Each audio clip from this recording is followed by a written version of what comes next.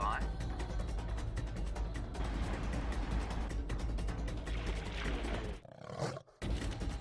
5, 4, 3, 2, 1. You are live, you are live. Good morning everybody, and welcome to the cloudy northeast corner of South Africa. Just over to the sort of northern side of us, there's some guinea fowl shouting. They're very upset. And Chris Rogue and Marilyn, you said that you heard lions roaring around here about 10 minutes ago at about 10 to 5:50, 10 to 6.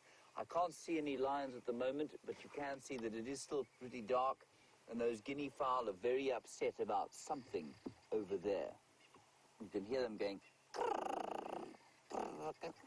That is an alarm call of some sort, so they've definitely seen something irritating them.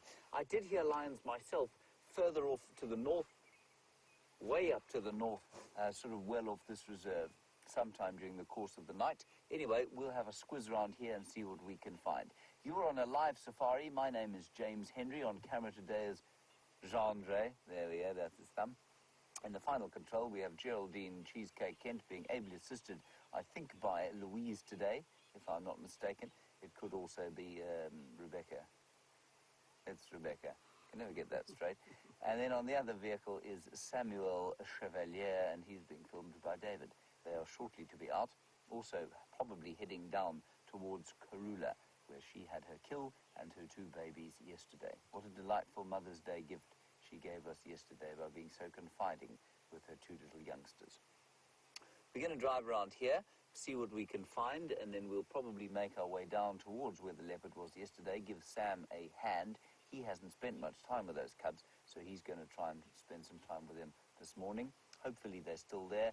They might have disappeared somewhere else during the course of the night. That kill was on the ground, so whether or not Karula hoisted it, whether or not she hoisted it, I don't know. But if she did hoist it, then no doubt they will be in the same place. Let us hope for a good hoosting this morning, Jean-Ray. Don't you think? You are on a live safari, like I say, so please talk to us. Hashtag SafariLive on Twitter, or questions at WildEarth.tv if you want to talk to us on the email. Now, we're going to drive around to where those guinea fowl are shouting and see if we can't find something. Around about 2 o'clock yesterday afternoon, 1 o'clock yesterday afternoon, there was a huge amount of conflagration going on. There were kudu alarm calling, there were monkeys shouting. And we came driving down here, and then we heard squirrels shouting, and we didn't find anything. So I don't know, maybe there is a predator that's around here. There's no one in the lodge at the moment, so we can drive up past the final control. And we'll have a look-see there. There's something else I wanted to tell you. Oh yes, it's 19 degrees Celsius, so it's not cold at all. That's 59 degrees Fahrenheit. And so it is cloudy, but it's not cold. And I think the clouds have sort of held in what little heat there was yesterday. It turned into the most spectacular afternoon yesterday, and we had gorgeous light and equally gorgeous prince and princess leopards. Oh, I also caused a small conflagration yesterday by referring to the little male leopard as George, because I've suggested that we call them George and Charlotte after the prince and princess. These are not official names, everybody. Please don't worry. The names will be chosen by the rangers here at some stage. They have not been chosen yet. So when I refer to George and Charlotte, I'm just being silly. I don't want to get myself in trouble. If it comes out that I have taken it upon myself to name those cubs, there will be great conflagration around in the area. The naming of leopards is a deeply touchy subject out here. Not that it makes the slightest iota of difference to any leopard that I've ever known. But we're people, and we are funny old things. Now, it's around here, there was alarm calling. I don't see anything here, and I think there may have been more in the way of other animal alarm calls as well.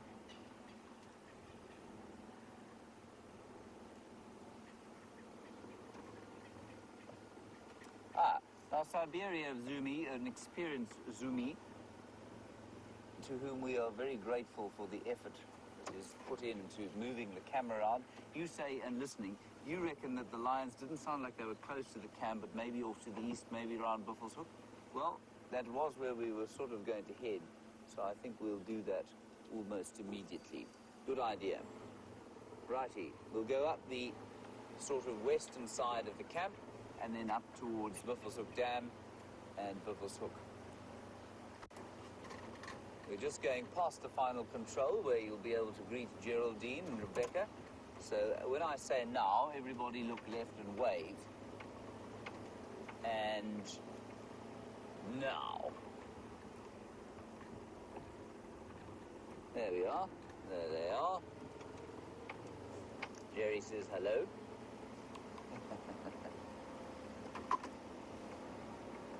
Rebecca apparently is still asleep. What we're going to do tomorrow on Bushwalk, I know many of you have asked to go into the final control, and they've been oohing and ahhing, especially about when to do it, and you know, they don't look so good in the morning. And tomorrow's Bushwalk will begin in the final control, so you can have a look exactly what's going on. I've there now committed them on behalf of everybody, and so now we have to do it.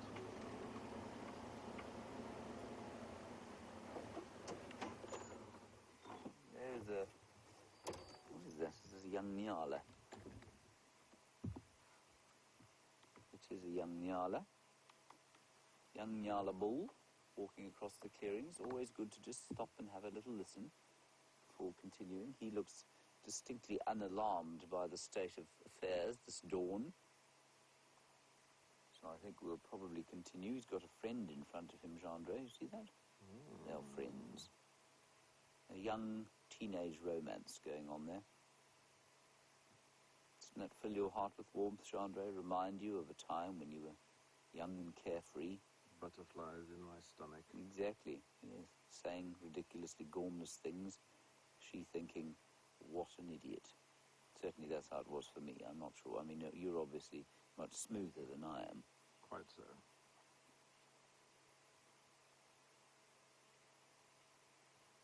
Of course, it didn't help. By the time I was a teenager, I still looked like I was 6 years old. But luckily for that, Nyala, he does look like a 15-year-old. I mean, in human years. In Nyala years, he's about 2.5.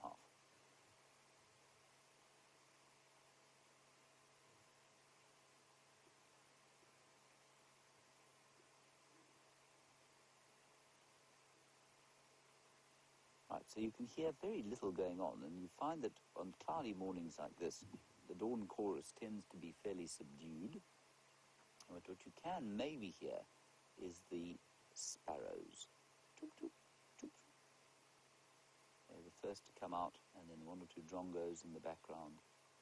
But the doves, who are the main sort of drivers of the dawn chorus, the big string section out here, they are silent. And I think that's got largely to do with the fact that it is a cloudy morning. All righty, Gendre, shall we press on? And while we press on, Samuel has managed to get himself going, and he's also found what Jamie found thousands of yesterday, an elephant.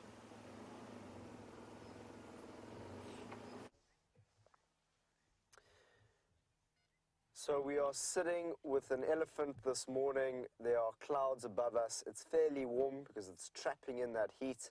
We had a great conversation last night around elephants and the importance of the mother elephant in our lives. And now, myself and Dave, and another elephant just popped into screen. And this morning you'll have Dave and Sam Chevalier going out into the bush with you this morning. You'll have Geraldine and Rebecca as directors, and I'm excited to work with you. And hopefully we'll bring you some exciting things this morning. We have hopefully got some exciting plans ahead of us this morning. But that is a great way to start the day with some elephants. To what looks like we just came across one elephant that walked across the road. And I just said, surely that elephant is too small to be on its own. And then all of a sudden the next one popped out. So who knows, there could be a whole herd that we haven't seen yet, that are just behind the bushes here. I'm going to go a little bit closer. They look very comfortable at the moment. So we'll just go a little closer. As you can see, Elvis Early's with us this morning. I really enjoyed that chat that we had last night.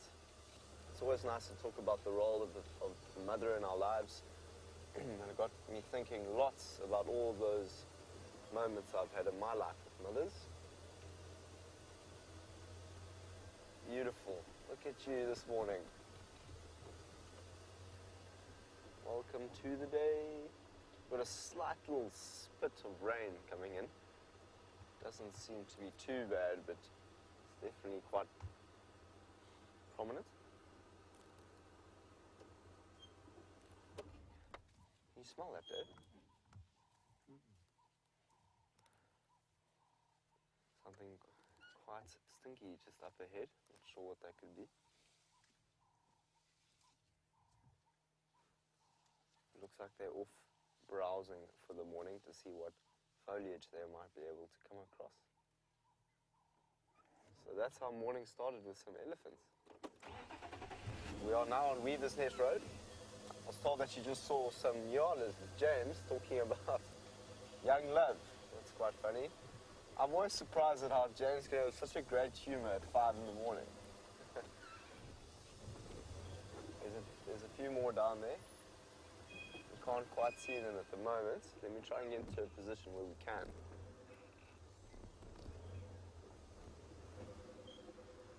There we go. I'm going to reverse and they might just come through past us, which will be incredible. For now, let's just have a look at them.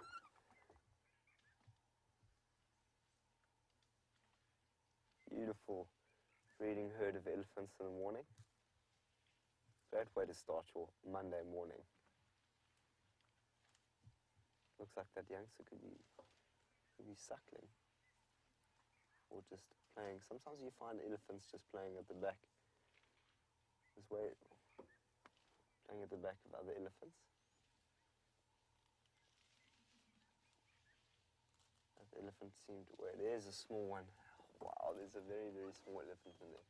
I'm going to reverse, just so that we might be able to get a view of them coming straight towards us, which would be fantastic, as long as we...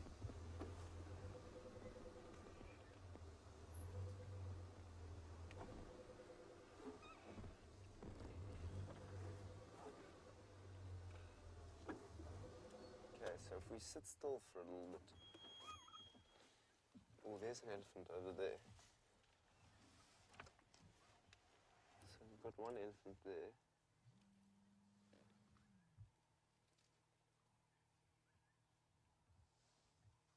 Grazing now, eating some of the grasses.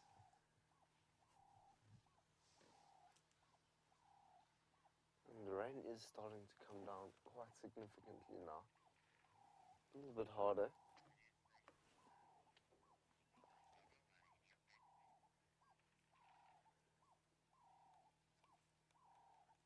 Gonna listen. Here comes the elephants to our right. Start viewing them here. You can just hear them. Listen to the sound of these elephants in the morning and the trees shaking. You can just see them, but there's all those trees in the way. And we're going to get the beautiful shots of them coming closer and closer.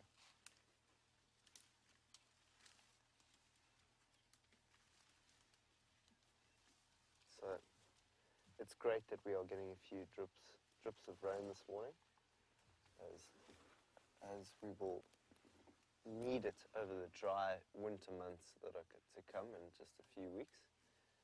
You can already see some of the autumnness coming out.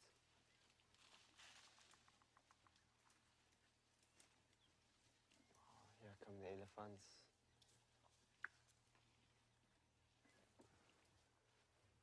Very cool to wake up to this. Just gonna ooh.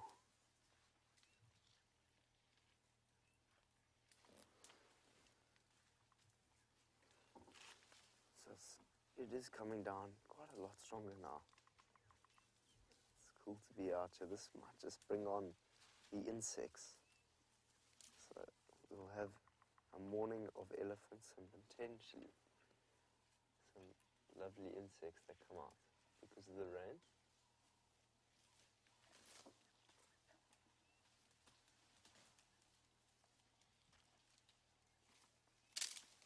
See how strong they can be. They break off. And last night we were chatting about how the mother will move the herd in certain directions and the responsibility and the role that she plays. Making sure that the herd is able to find the adequate amount of resources. Oh, here's a very young one. Hello. And all the young females within this group will be learning from that matriarch so that they too can one day lead a herd.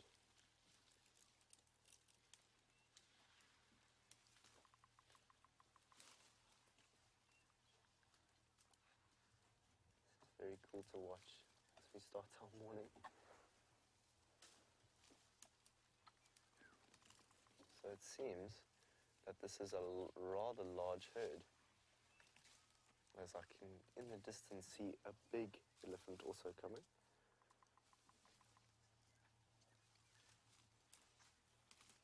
But this young one is very, very sweet as it uses its trunk. I'm going to be silent now just as we watch these elephants as they move past us.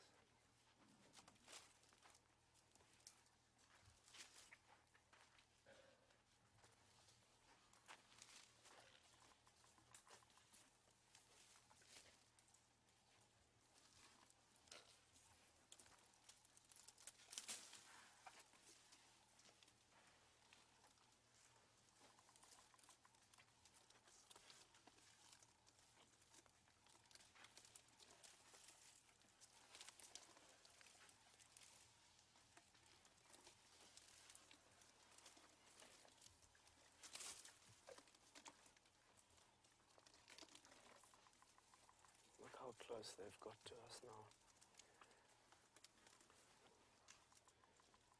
You can see that this female's tusks are different sizes.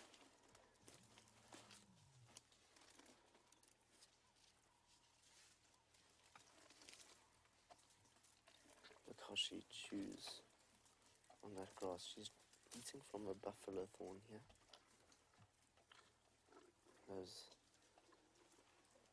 That's quite a short-looking tusk, as we can observe.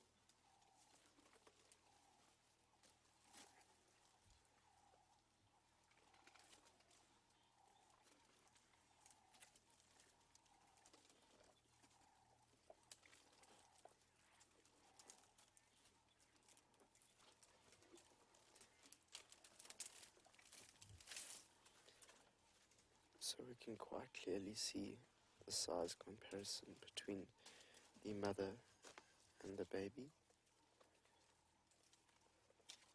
It is just so awesome to sit here and listen to them break off these branches and suckle. Sometimes you just don't need words for these kind of sightings.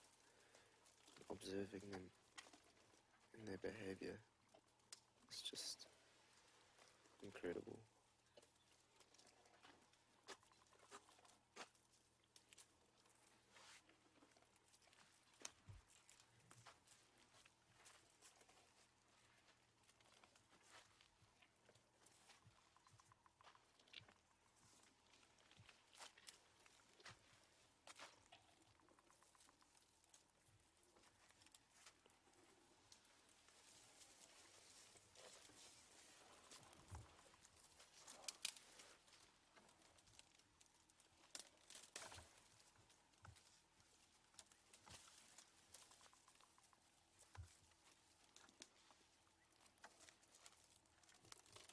Look how strong and powerful they are to be able to break some of these branches. Or even have a look at this little youngster. Sweet. Hello.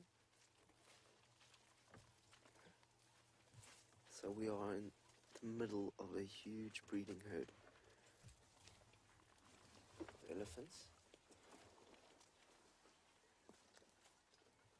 This is really, really cool to see this, and we've observed the youngster suckling as well as feeding on the tree, which was interesting to see.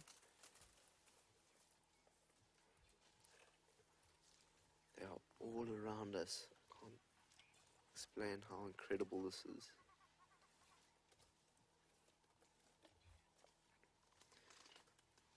Kyle, you observed that the elephants are very, very peaceful and that you love it. Kyle, I couldn't agree more. In these situations, I just want to be quiet and listen to them and experience them.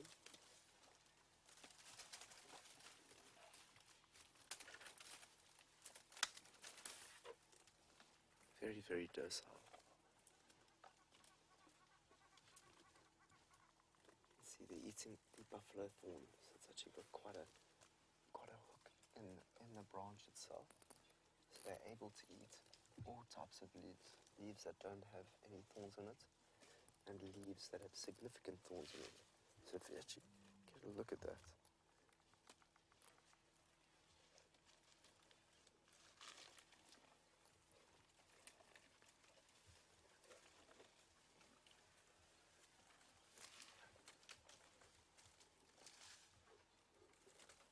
Wow, this is so cool to be sitting in the middle of this herd. We were very lucky to just get here in time.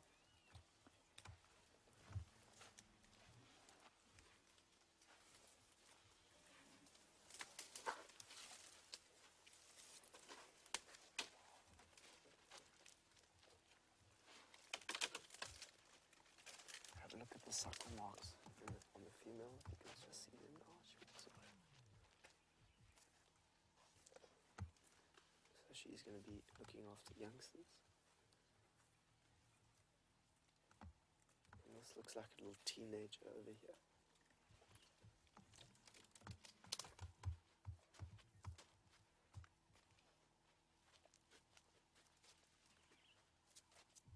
Look at all that brown dirt on their bottom.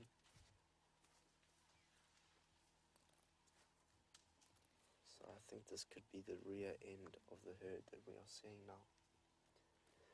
I can't see any more elephants coming in from the west of us. I can just see them here. So we can see them now heading off down towards Twin Dams.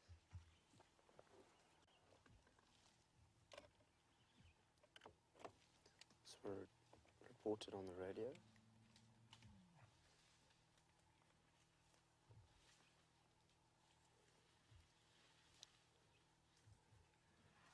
Stations, large breeding herd of elephants heading in a easterly direction across Weaver's Nest Road, about 100 meters from the junction of Gowrie Man.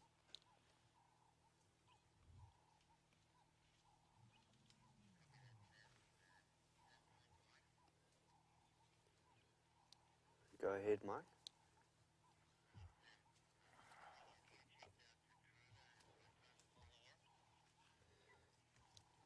Mike, I'm on my way to that sighting. I just came across Weaver's Nest and bumped into a huge herd of elephants.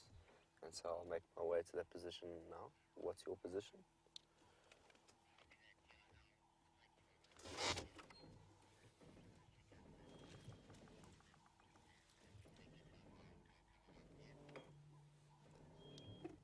Copy, Mike. The whole herd is now heading in that easterly direction across Weaver's Nest, so they'll probably be going down to Twin Dams.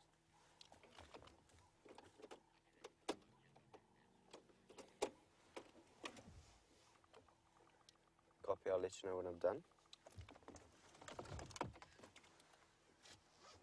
Oh, wow, what a cool sighting that was. To be in and amongst a breeding herd of elephants, as Carl said, is a very, very peaceful and docile experience.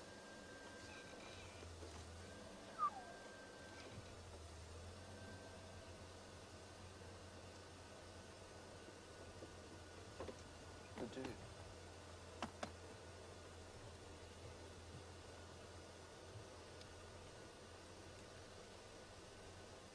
So, I wonder if it's going to be raining on our side.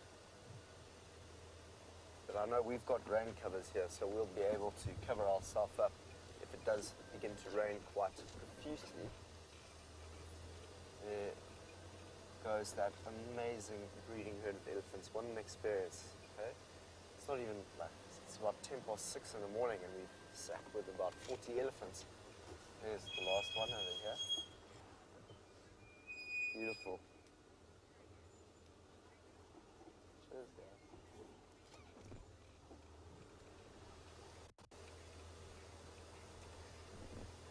William in Oregon is asking, well, noticed that one of the females had extremely long eyelashes, and is there any purpose for them? Well, William, I think much like we have eyelashes on our eyes to protect us from, please excuse this horrible squeaky sound that's coming out of Rusty. Rusty's not going through the best of times, as you can quite clearly hear. But William, much like we have eyelashes on our eyes to protect us from the rain and protect us from the dust and all sorts of things coming into the vehicle, I think the elephants also have that. So they're often grazing and on big branches, as you saw now, and those eyelashes help to be an extra form of protection before it goes into the eye. So that would be my answer, William. There could be another purpose, but I think it's purely out of protection.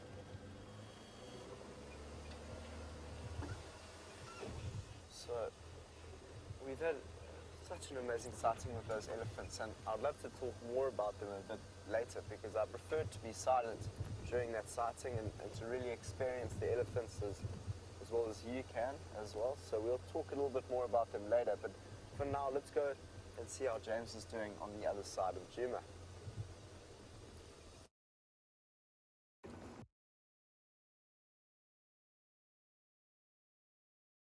That form and find the little baby leopard cubs.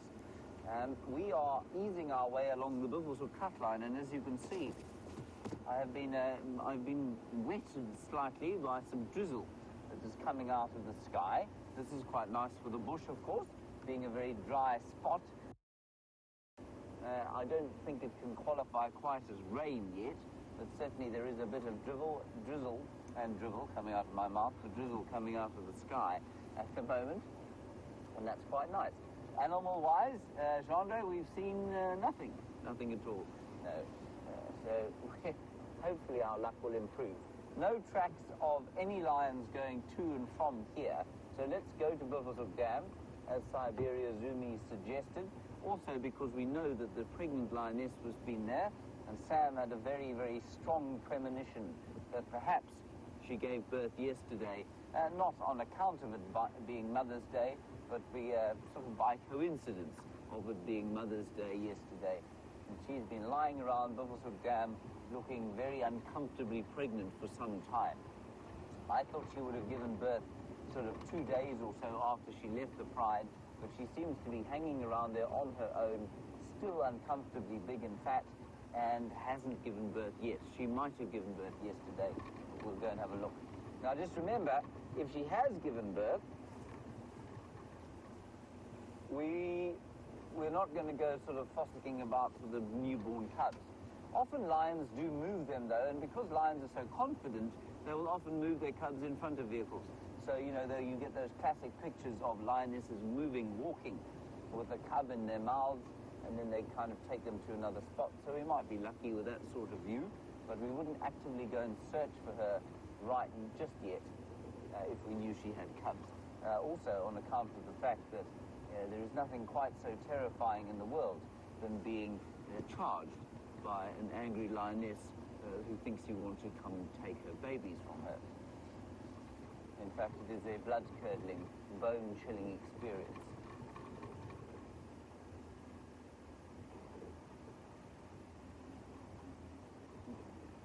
And Anna Marie, you reckon that this overcast weather is very good for spotting lions? Well, I hope so. You have a good feeling. That's very good news.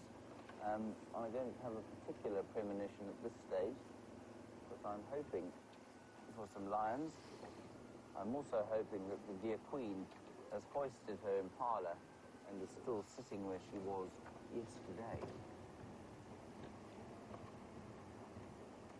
Sam will be there very shortly to be able to tell us.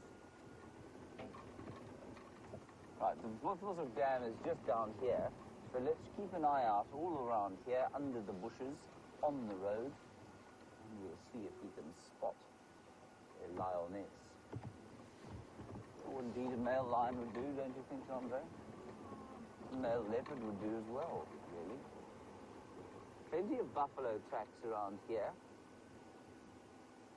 Plenty of waterbuck tracks. So there's been activity at the dam. There was also, Jamie tried to get here about 7 or 8 times yesterday evening, but there were elephants everywhere she looked. And so it's quite possible that the elephants would have sort of chased her into the thick bush. Hippo tracks going towards the water. It's all happening out here, it's all happening.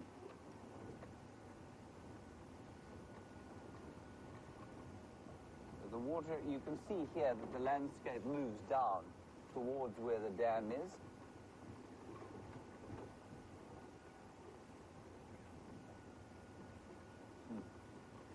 Hello, Lucy. What a nice question. You obviously listen to the dam cam a lot. And you say, with all the rutting of the impala going on, that loud, roaring, snorting noise that they make at each other, do we ever get woken up by it during the course of the night? Lucy, I don't. I find that I'm very little will wake me up in the course of the night, so I think that's more a function of me than it is anyone else. John, have they woken you up? Just your snoring. Just my snoring.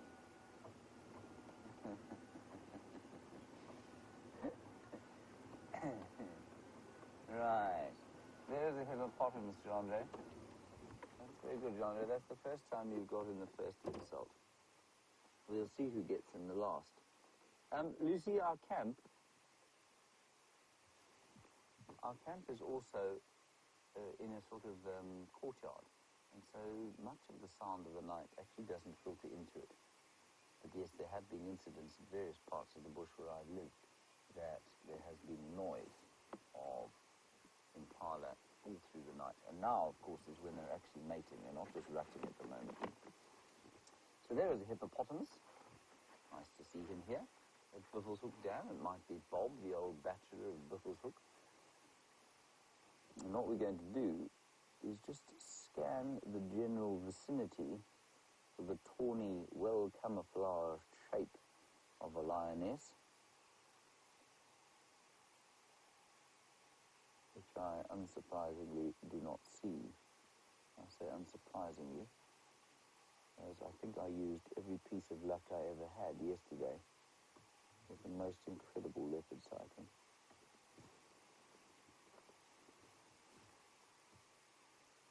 Listening now, you can hear the doves have suddenly come to life.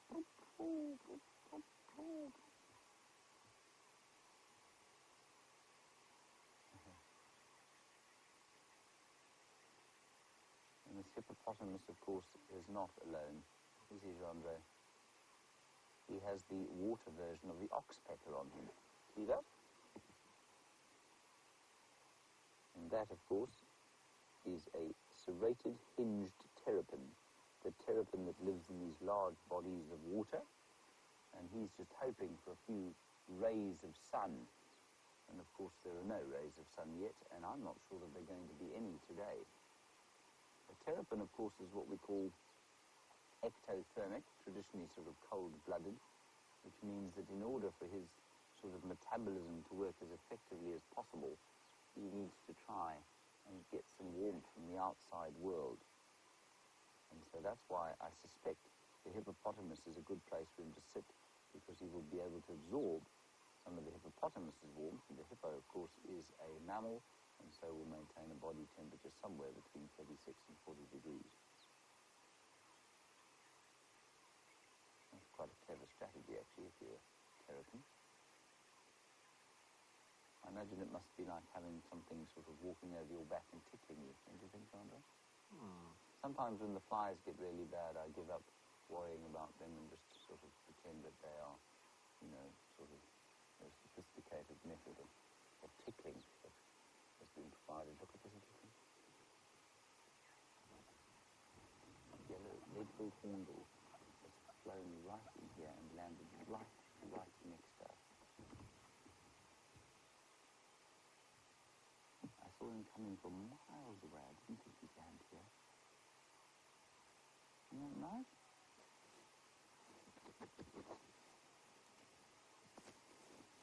Sorry, I did my jacket up, everybody, during the course of the rain, and that has muffled my microphone. That should be better. There we are.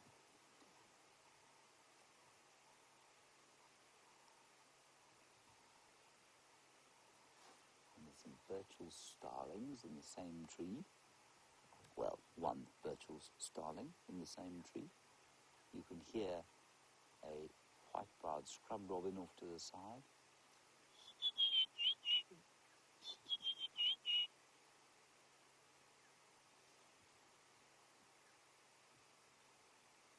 It's so peaceful here.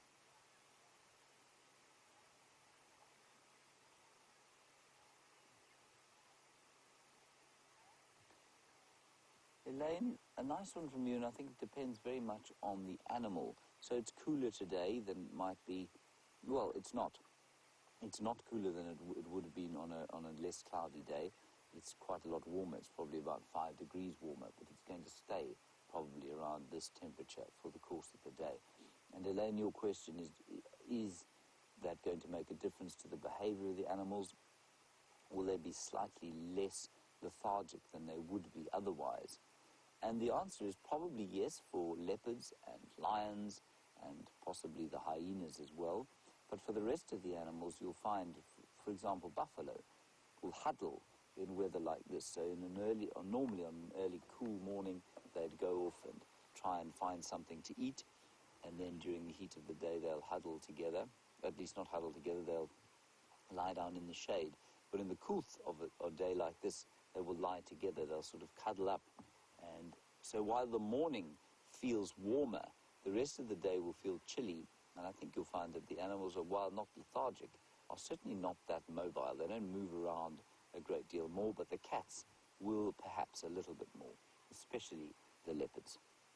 Leopards like to hunt in the day if they can, you know. They're not averse to a daytime hunt. And I've always kind of got the impression that if they could, they would be diurnal. But because they're quite large, it's just easier for them to hunt during the night. Alrighty, let's just pop around to the other side of the waterhole, see what we can find there. This hippopotamus is not doing a huge amount of active stuff. As you can see there, Elaine, not doing a great deal. Hippo, on a day like this, may well be found outside. Right, Sam is looking for Karula. Let's go across there and get an update from him as to what's going on. I don't think he's found her just yet.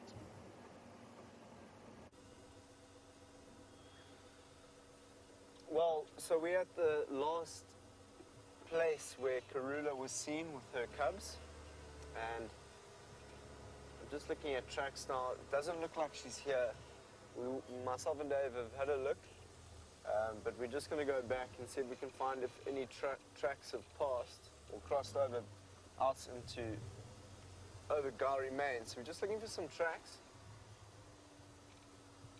She was last seen up here, where all the vehicle tracks go off here. So we're just going to go slowly and see maybe if we can see something in there. The chances are, you know, Karula did make a kill and leave it on the floor. So she either hoisted it or something has taken it and she took her cubs away. So let's just have a look. Can you see any tracks just on the side there, Dave? Nothing there, huh? So there doesn't seem to be any tracks. We'll just go further on to see if we can find any other tracks that might have walked up the road. But this is where all the vehicle tracks are, and most likely where Karula was. We were here yesterday, and there's something about it that sparks my memory. But of course, the biggest memory is Karula herself feeding on an impala. We'll slowly go forward, see if we can find some tracks, and actually just make sure that we didn't go to the wrong place. There's some more tracks going off-road here, potentially. Huh? There's a hyena up ahead. Let's go and have a look at what that hyena is doing. I'll spot it, Dave. So there's more track marks here.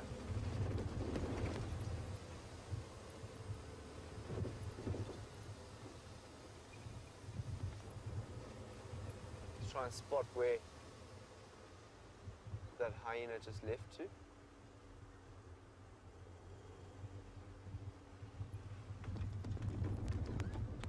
Where did that hyena go? There you go.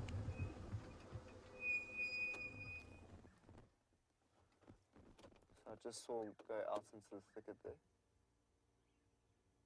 Just spotted him, so he's probably gone there. You can just see his back there and his tail move. Up to the top left now. Left now. And up. Up, up. Okay, it was in that little hole there. So he's just gone.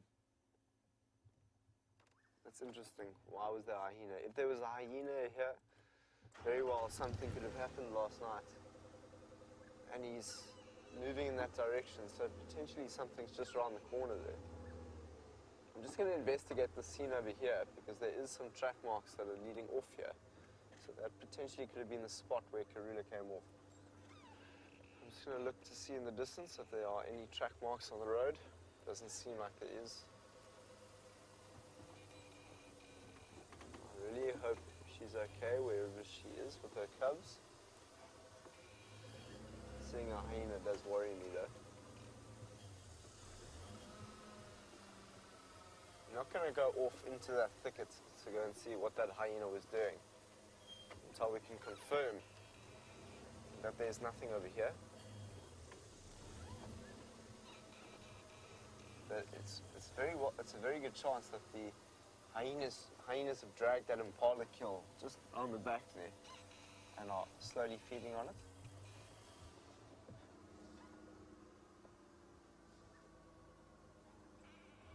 Just move a little bit forward just to see if we can see something.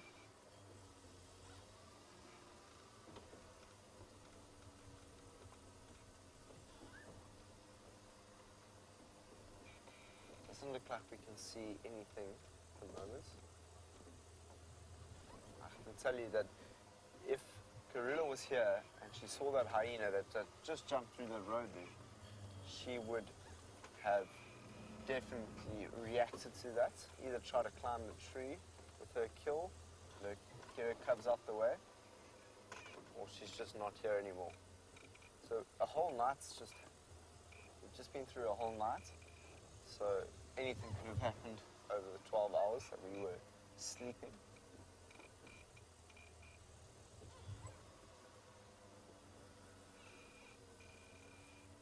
Can't notice anything out here in the brush.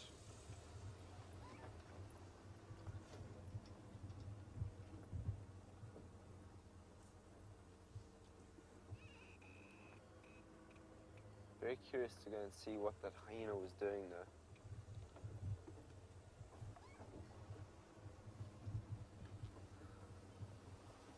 Here's some more vehicle tracks. So this must have been, if you can see here, the tracks are here. The tracks lead here, so my feeling is that this is where she was.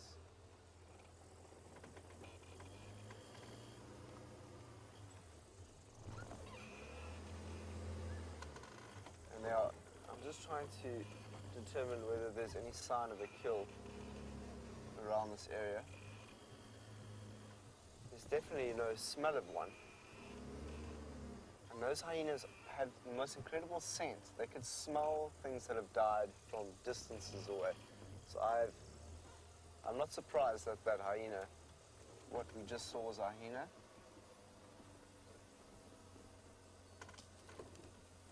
So let's just go to James quickly while we search for this tortoise. I see him. I see him. What do you see?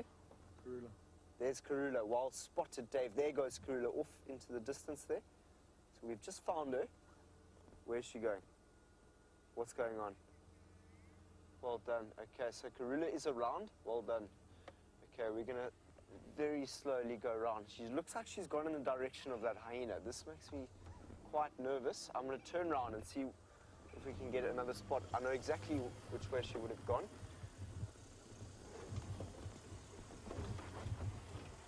Well done, Dave. Good spot there, my man. So she's there somewhere. Just going to get back onto the side of the road here. This is very interesting behavior that we are seeing. Much different scene unfolding this morning than what we had yesterday with those beautiful cubs just playing in the tree. Which I still haven't had a good visual of, those beautiful cubs. But rather than going bashing into there,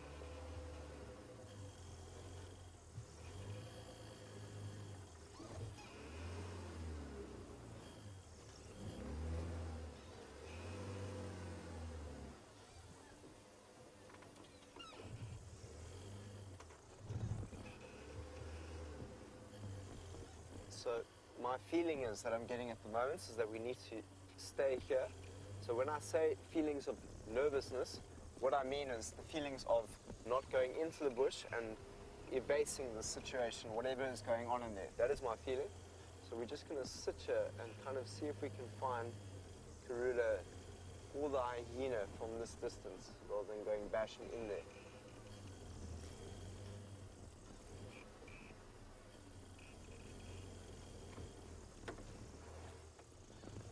Because we don't want to be that obtrusive and give her position away by following her into that thicket. So we'll just sit here and maybe just hope that something might happen.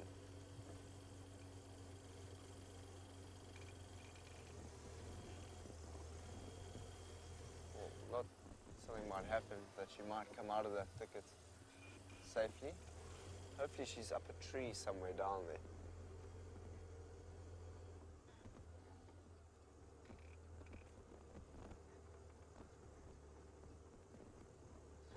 Go very, very slowly.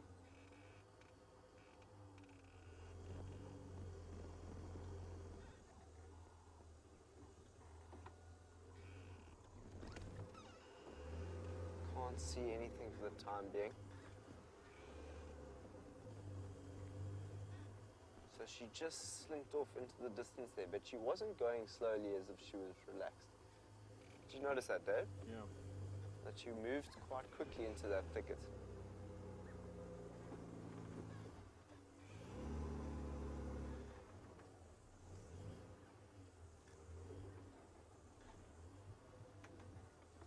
See her through this distance. I'm just looking for that beautiful color of the spotted leopard.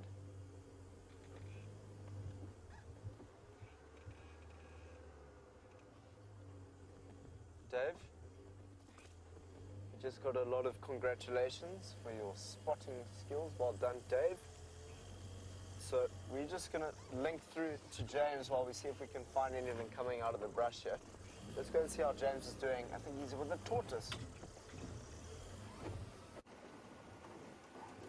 We've come around and twisted around Bivelshoek Dam and found no sign of the lioness.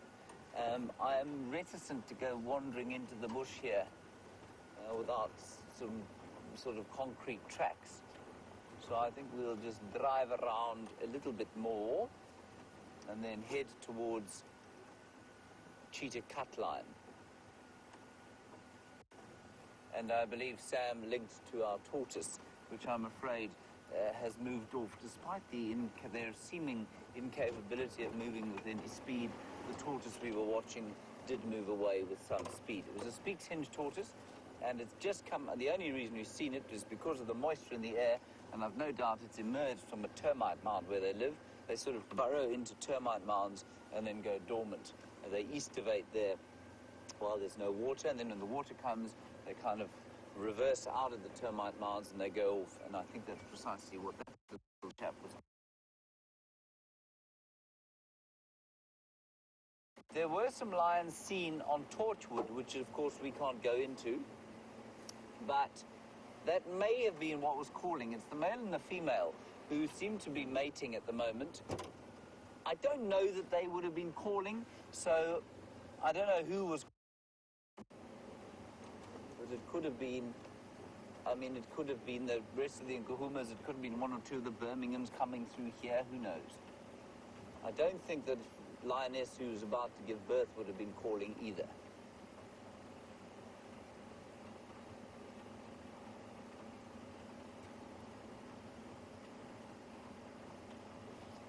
So we'll do one more turn past the dam and then head off to the eastern cut line, Cheetah Cut Line, and see perhaps if there aren't any tracks over there. Very nice that you saw the leopard. I do hope that she's managing to defend her cubs, if that's what she's trying to do. I think they're going to be just fine, though. But we'll keep you posted as to what's going on there. There's a Franklin, Jean-Andre. See how it's lain down in the ground there? It knows we've spotted it, you see, so it's lain down, flattened itself against the ground. Beautifully camouflaged. That is the crested Franklin, and look at the detail on the feathers.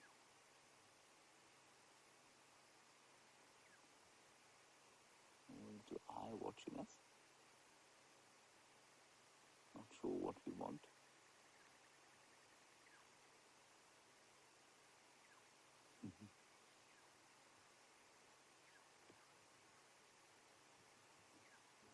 It does have really beautiful detail in its feathers. And that's one of the first birds you'll hear singing in the morning. Quite a loud, strident call. In the distance, very pleasant though. This bird and the grey-headed sparrow are the first risers. I think this is a young one. Otherwise it would have moved off, but it's frozen in the same manner that a steenbok freezes if it thinks it's been spotted. Now seems to be slightly assessing that we're not a threat, so thinking about going off to find some insect or grass seeds to eat. They will eat grass seeds largely if they can, but this time of the year, of course, grass seeds, even insects, are in slightly short supply, so they'll basically eat anything that will give them nutrition at this stage. They'll especially be fond of fossicking about in elephant dung, where there could be termites. Now, Jean-Andre, is this the best crested Franklin sighting you've ever had in your life? No. Not? You've had a better one than this? No. Okay, well, I think it's quite a nice crested Franklin sighting. Jean-Andre came out this morning, everybody, and said that he had been preparing a number of insults because he feels that when he comes on drive with me, I'm quite nasty to him. Well, he's certainly done very well so far. He has 2 insults to 0. It's early days yet. It's early days.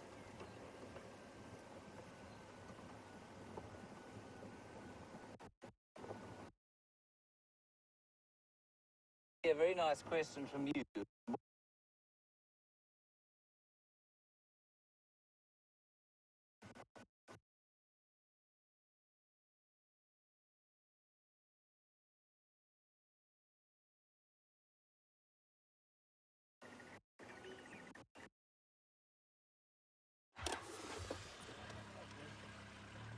So, welcome back everyone.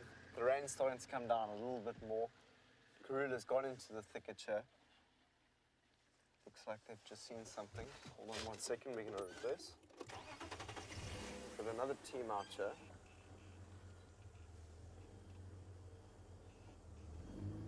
We're not going into this thicket at all. We're just gonna sit on the periphery and have a look to see what we might find within it.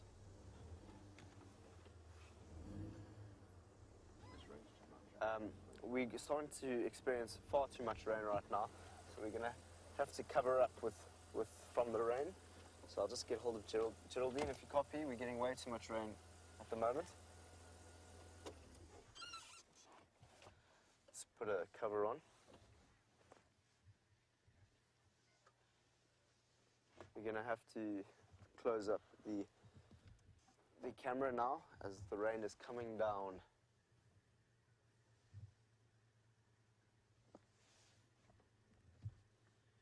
So potentially she's in there just while we wait for a link to get back to James. Just covering over our camera over here because the rain is starting to come down quite heavily. Dave is standing over his camera. Hopefully.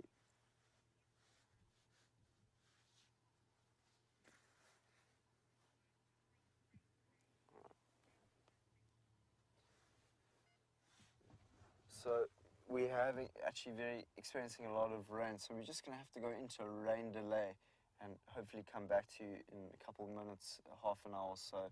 We'll let you know when we're back on air. At the moment the rain's coming down, and this is a good thing actually, because now we're going to have a little bit of water to our dry lands. So we'll see you just now.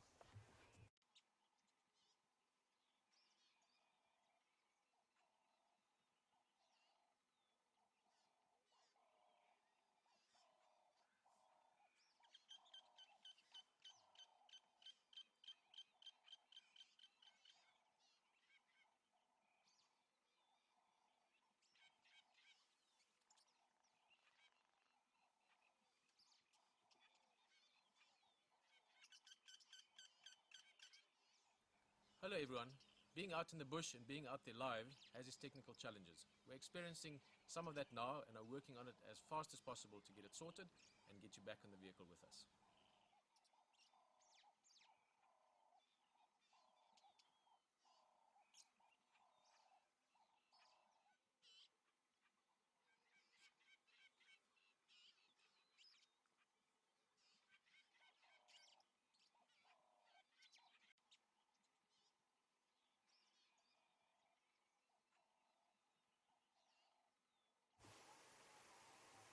Well, everybody, you'll find that the greatest tracker, it would seem, at Djuma Private Game Reserve at the moment is a chap called Siberia Zumi. Siberia, we've come to precisely where you said you thought you heard the lions calling. That may have been chance, it may have been wild skill, but there is the Djuma Pride, everyone. And we're just at the northern side of Buffelshoek Dam. She's showing a bit of phlegm and grimace there. I will try and get a little bit closer once they've settled, and I think what you'll find is we couldn't see them from the other side because they were in this thicket, and I just thought there's a track that goes down to the northern side of the dam. I thought, quickly, let's try that. Then you lost signal, but luckily, there are the lions. Now, what I'm going to try and do is move in there a little bit closer. You may experience some signal breakup while we move. Then I think once we stop moving, it should be fine. Jerry, you'll just keep us posted, obviously.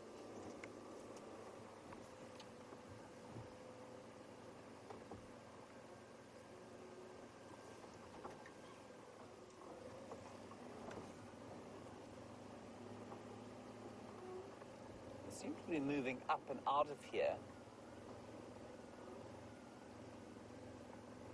They are moving, that's nice. Nice when lions move. Jean-Marie, sorry, I can't go through here because this one lioness is not moving. She's decided she's tired. Let's just give her a second. She will probably move with the others.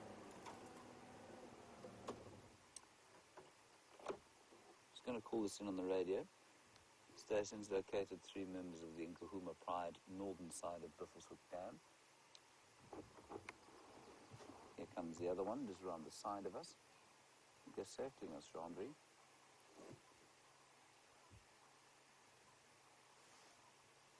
Three.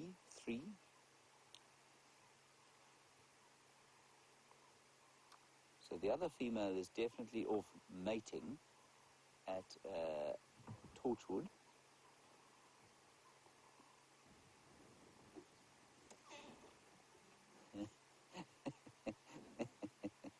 Those are the tracks we've just made. Andre, I'll move so that we can see her nicely. Yeah.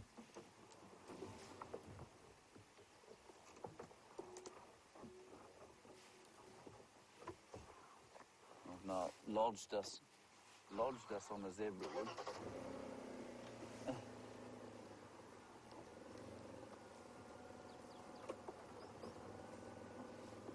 Anything else behind us?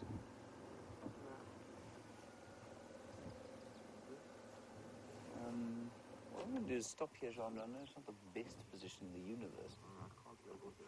But I will move for you now, but if you swing round, I don't know if you can see the fat belly. I wonder if that isn't the pregnant lioness.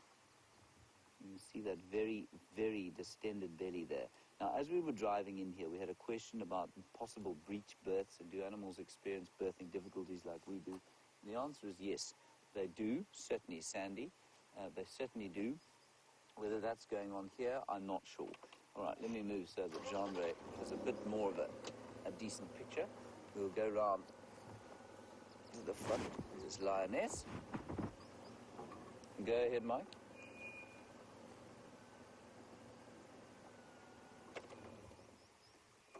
Mike is trying to call you, I don't know.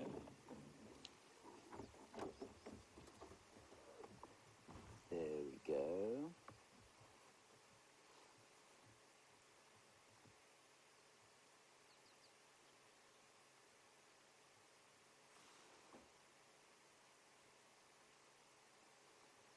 So apparently there's some confusion. Oh, she's calling.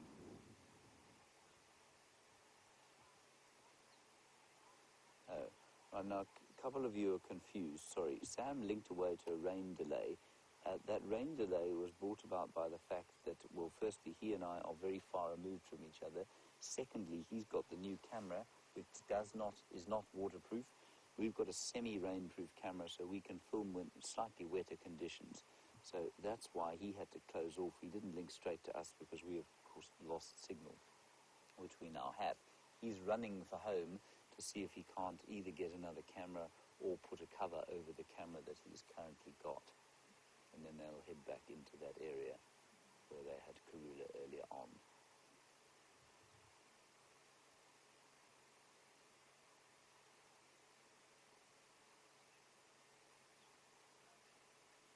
So they're quite active. She seems like she's calling the others a little bit. Now, this is the pink-nosed lioness. And the 5 lions of the Djuma Pride are relatively easy to identify.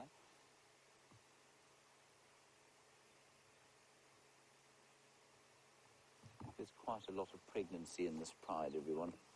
Okay, we're going to move again. So if the signal does break up, forgive me, but it will clear up again.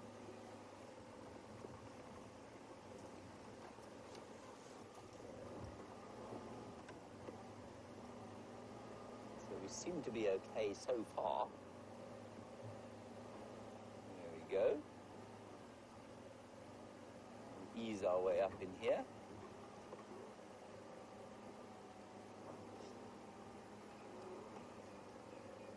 Just a bit of drizzle. And these cameras, of course, there's nothing that electronics hate more than water. Salty water. Yes, salty water especially. So we seem to have perfectly good signal where we are now, so that's good. Now we're going to ease our way through here. We will be very close to them, everybody, so whisper when we get close.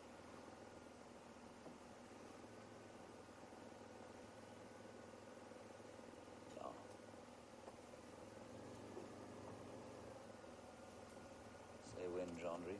When? Okay.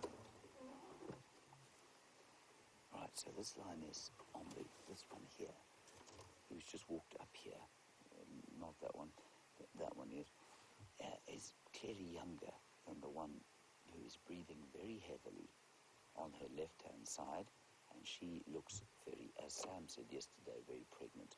Go ahead.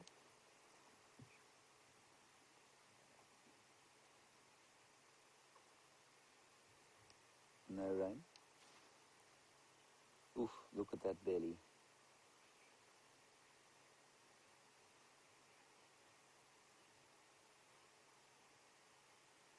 Cover bank, Sam.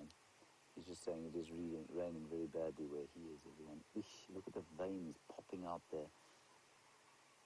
I think Sam's absolutely correct that she's about to pop. They haven't eaten. Well, they may have eaten a small meal last night, but that's not why that's full. Your arm, James. Sorry about that, Jean-Marie. I do apologise. It's 3-0. I can't really move forward, everyone. Well, I can. Jean-Marie, do you want me to sneak slightly forward? No, I don't. And then my arm will be out of the way and you can get a good look at this pregnant lioness.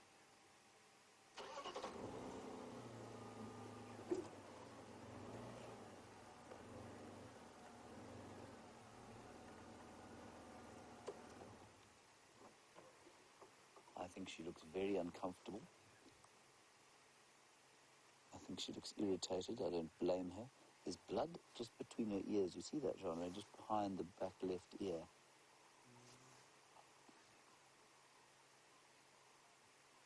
I don't think that's anything particularly serious. But what they have eaten, you know. The other lioness is definitely quite fat, unless she too is just pregnant, but I don't know about that. She doesn't have swollen nipples as far as I can see. But just look how distended her entire back end is. She looks so uncomfortable. The veins are popping out above her spine.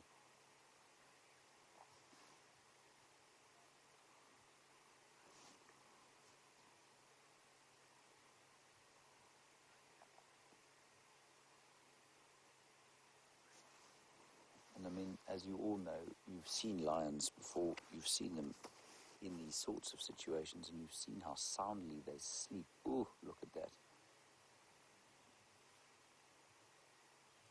My only worry here, everyone, here comes the other lioness, Chandri.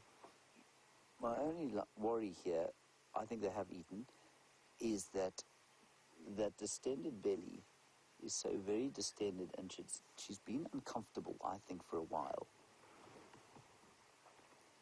And we were chatting with Sandy about the possibility of some kind of birth difficulty, perhaps a breach of some sort. They're only about 3 feet from us, everybody. This is amazing. They all seem to be a little bit uncomfortable.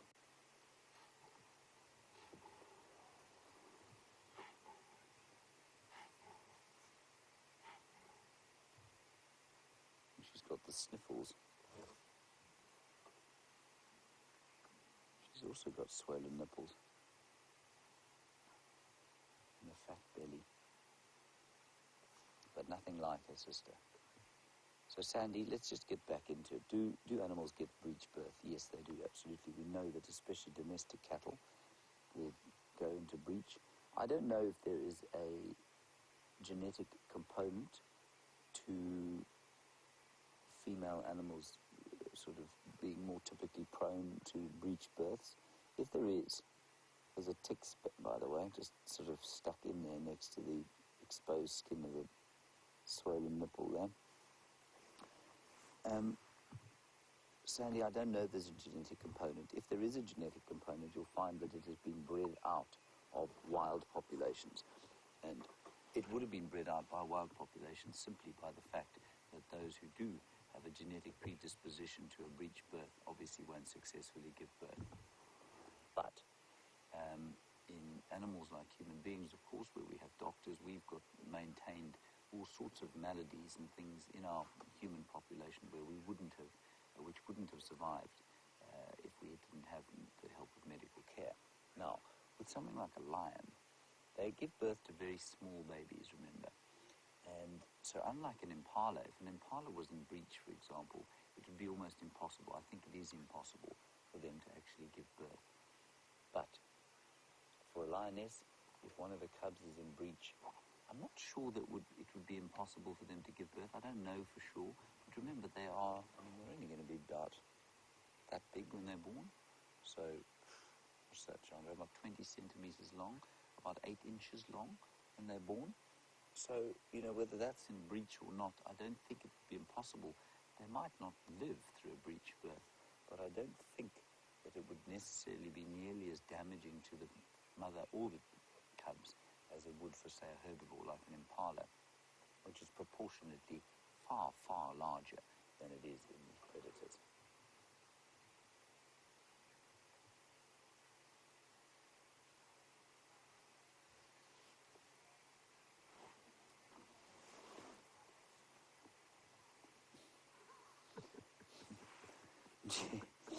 Jim B, you say if the cameras don't like salty water, then I must stop making the cameraman cry. Fully agree. Jim B, I can't help it. Sometimes they deserve it.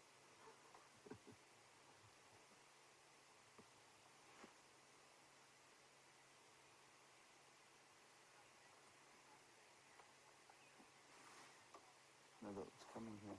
Jandri, to the left.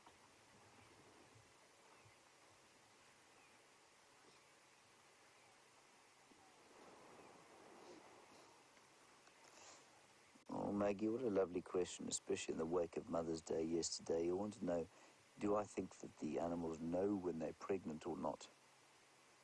She's wondering where I've gone, Jandre. You see that? I think that... I don't think that they know if they're pregnant. I don't know if there's a conscious thought that says, oh, it's going to be baby time soon. So I do think that it is largely instinctual behavior. That said, we know that when a female gets pregnant, for example, the hormone suite in her body changes completely. The progesterone production increases, and that will induce a different mood. It will induce a different set of emotions and sort of suite of needs. So she'll have different nutritional needs. So while she might not consciously know that she's about to become a mother, she will unconsciously definitely know that her body needs different things, that she needs to eat more, that she needs to exclude herself from the pride at this stage because she's so uncomfortable. I think it's largely then instinct that takes over.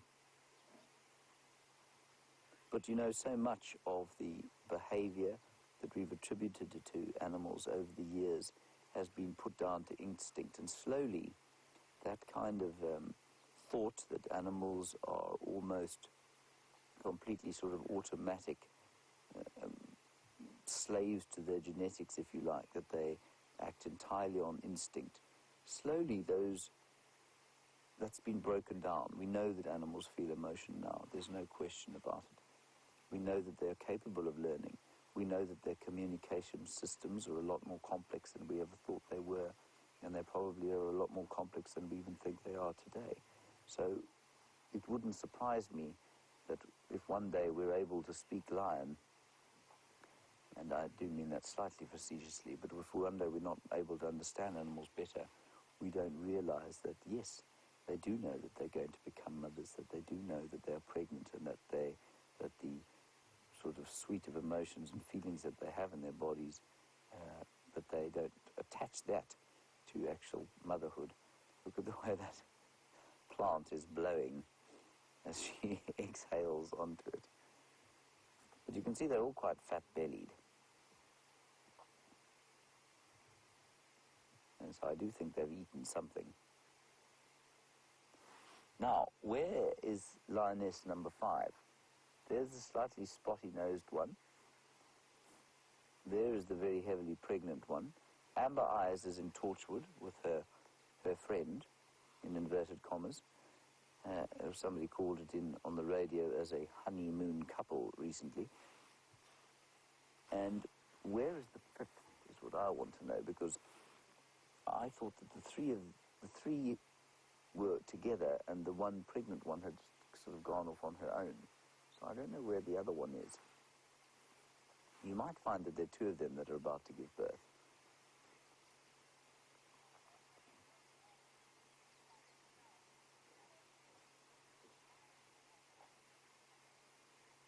So, Erlene, you're right. You say you thought that when they go off by themselves, it's to give birth, and they give birth on their own, and so therefore, why is the whole pride here? Erlene, I don't know why the whole pride's here, but to say that I think they could well have arrived here, sort of almost by chance. They've stayed between Amber Eyes and her consort at Torchwood and this female who's been around here. They've never gone very far from them. And I think you'll find that they're just kind of moving in the general vicinity. Buffelshoek Dam's a very good place to come and look for food. Clearly they managed to get something here last night, possibly a nyala, maybe an impala, something like that. And so, although she has kind of excluded herself, she's not done it because she doesn't want to be around the others. It's because she needs to seek out the privacy of a drainage line, try and find a den or a cave or something like that in which she can give birth. That you will find in relative abundance in the sort of network of dry riverbeds and watercourses that flow into Buffelshoek Dam. And I think it's just chance that the others are around here.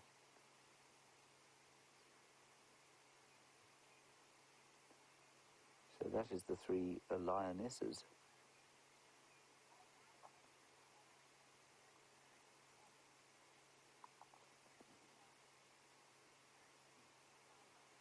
Hello, Chris in South Australia. Another lovely one about nature versus nurture, as opposed to, well, sort of instinctual behavior versus learned behavior. And you say, are lionesses, do they learn their mothering skills instinctually, or do they actually learn them? Chris, it's a bit of both. It's a lot of what the nature-nurture debate doesn't actually exist anymore. It's far more nature, at least nurture, I think nature via nurture. So you will find that most of what she does is entirely instinctual, but that will have come over years of sort of learned behaviors that, I've no doubt that if this is her first litter, and from her age I doubt it is her first litter, you'll find that second and third litters, I think the experience will result in her having learned different techniques of motherhood that are perhaps more successful than otherwise. But initially, it's entirely instinctual. They don't teach each other anything, these lionesses. They extract from the pride, and for the first 6 weeks, they're on their own completely. Now, that is unlike elephants, as you say, where the mother will give birth within the herd.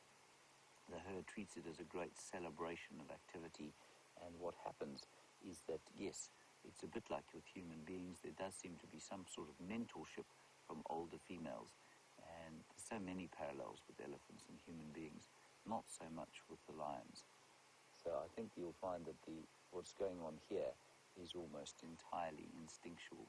But we do know that lionesses cross-suckle, so that's important, and elephants do the same thing. They're one of the only other species that do cross-suckle, where an unfamiliar female, unrelated female, or distantly related female will act as wet nurse, and they do the same here.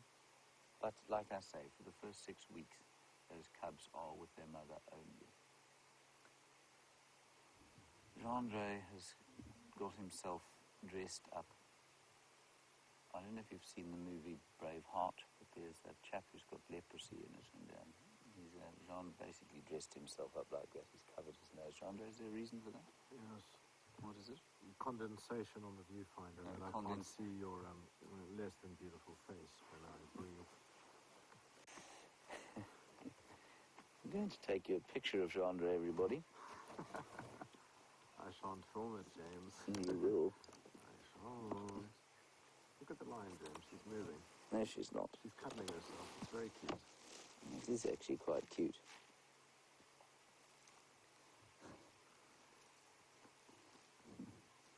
But those ticks look quite nasty, I think.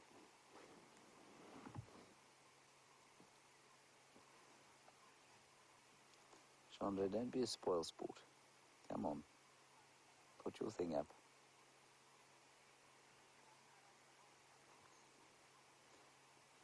And Paige, you're in Tennessee, and you know that one of the Nkuhuma Pride is a sub-adult.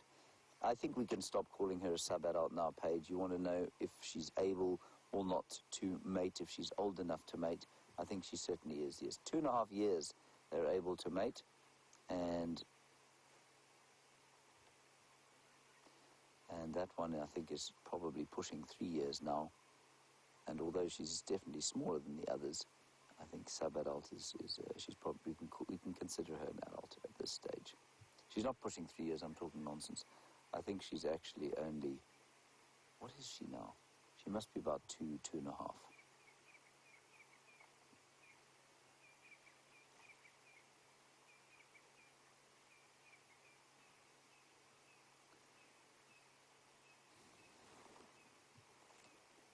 That, everybody, is what I have to deal with.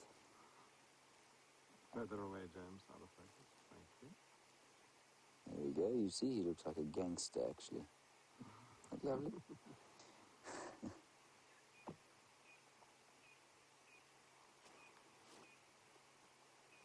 So the peace of the morning definitely settling in over these lionesses.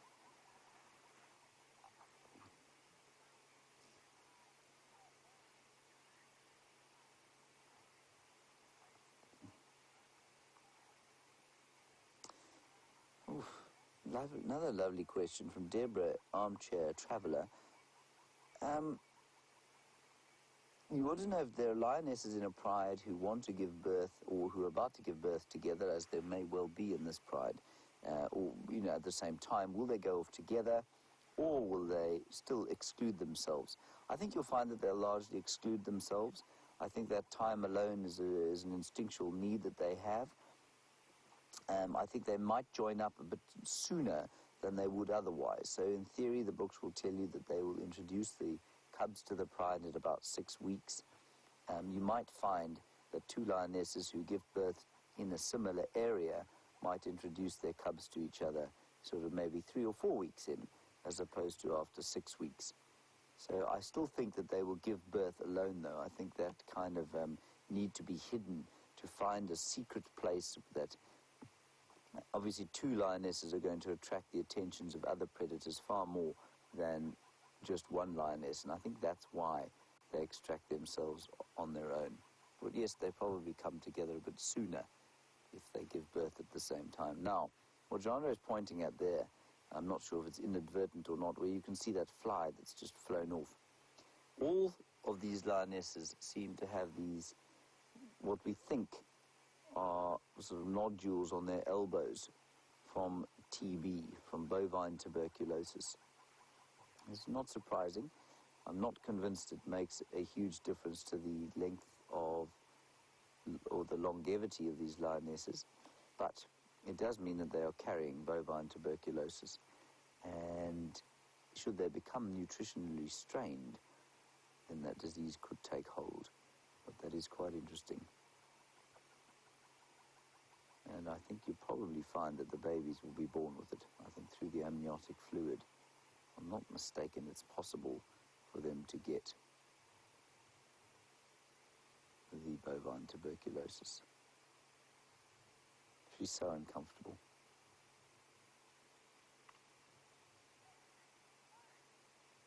Can't lie still.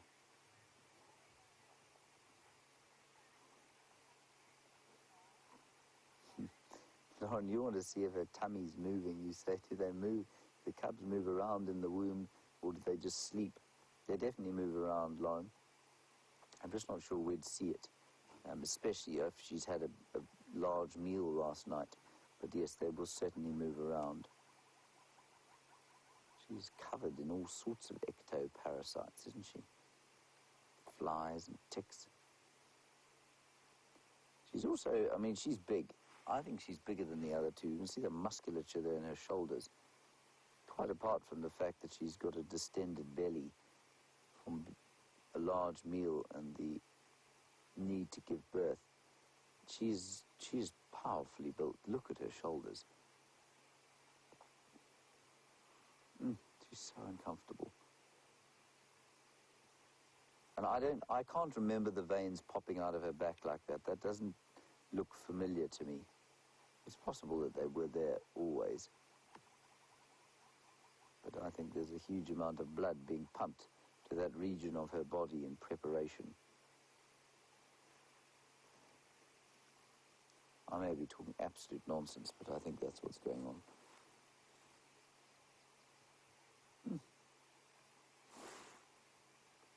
The rest of them, very relaxed indeed.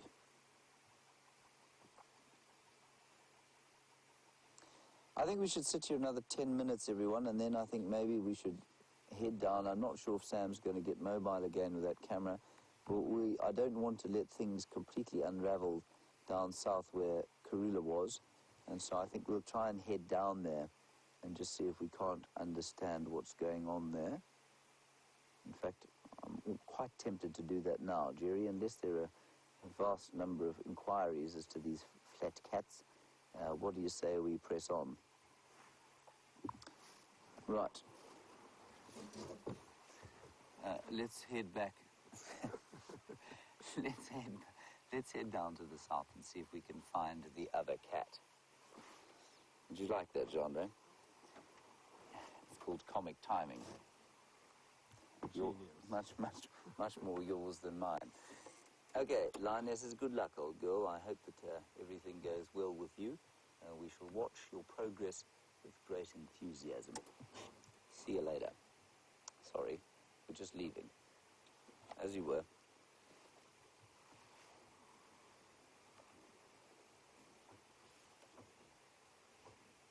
Now, you might lose signal again as we go out of here. If you do, I apologize.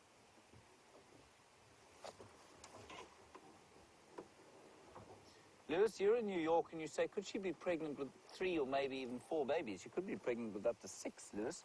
I think it's unlikely that it's 6, but yeah, 4 is a definite possibility, absolutely. She does look very large, doesn't she?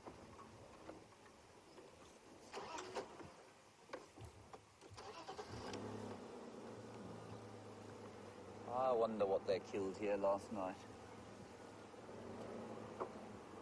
Signal strong so far, everybody, so we should be okay.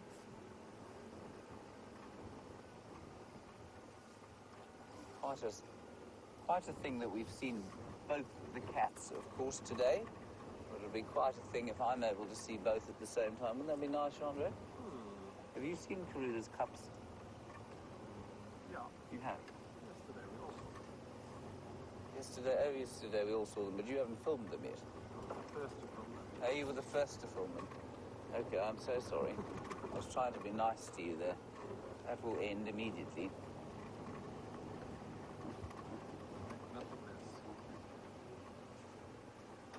Right.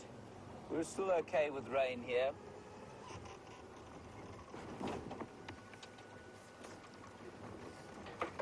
Jean-Andre has removed his gangster mask. Thank you, Jean-Andre. Every time I look behind me, I've got a fright.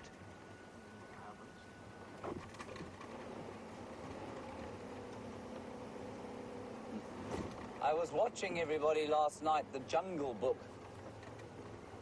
Don't ask me how we've got a copy here, because I don't know, but the Rasputin, the Russian, has managed to get it for us somehow. Let's not talk about that, the legality, non-legal, grey area. But it is a fascinating film in so much as when you spend as much time around animals as you and I do all the time, you get a sense of their movements and how they move. And so all those animated animals are... I found myself loving the story, but just finding that some of the movements were slightly jarring because I found them slightly inaccurate. And I mean, that's not a criticism of the story at all, but it's interesting because the thing that struck me most was when Bagheera, I don't know if you've seen it or not, but you've probably seen the original, when the leopard is jumping from log to log or out of a tree or something like that, the cat moves with an almost impossible lightness. And if you've seen lions moving, or if you've seen a leopard come out of a tree, and Bagheera, of course, is a leopard, and I actually had an experience with a leopard a few days ago where he jumped out of a tree in front of me at about 10 meters away. And he must have jumped from about 3 meters or 10 feet up, and he hit the ground, and the noise he made, the thump, the thud that he made when he hit the ground was profoundly uncat-like. And we expect them to be so totally silent when they land on the ground and slink off. This thing didn't land silently at all. He went thump onto the ground like a sack of potatoes and ran off, and I could hear his, he's quite a solid leopard, but I could hear his footfalls. I mean, he sounded like not a galloping horse, but not too far off it as he ran away. So I found that slightly incongruous.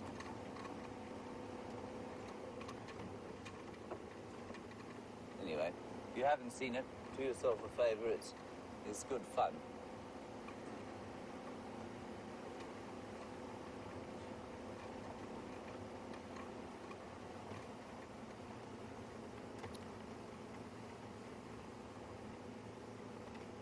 Gara or Dara in Ohio, you have asked a question and answered it yourself, and your answer is completely correct.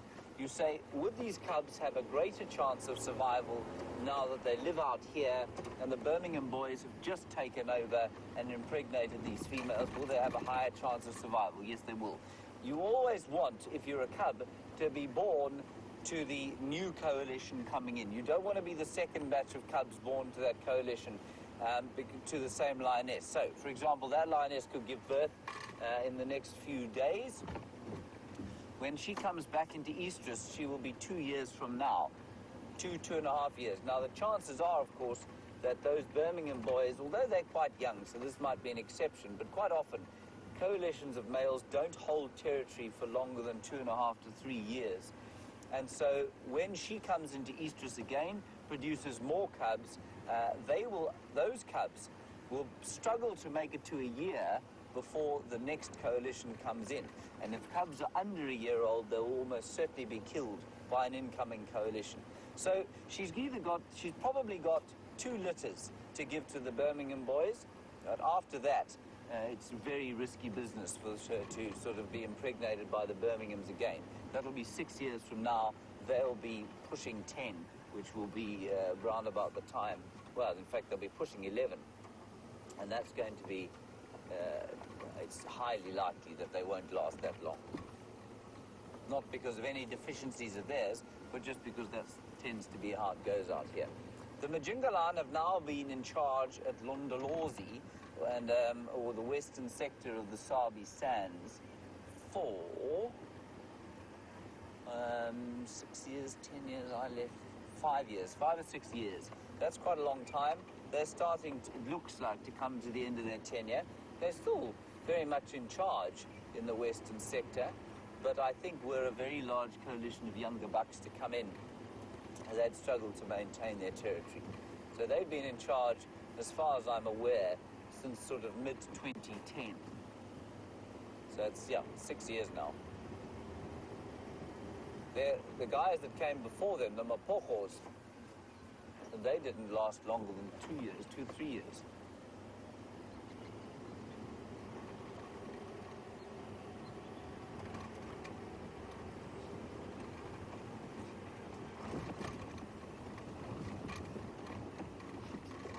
Mobile Paddy, a nice question from you about would a female cub in a lion pride be preferred because of the longevity of the pride and the sort of contribution she will make to the pride.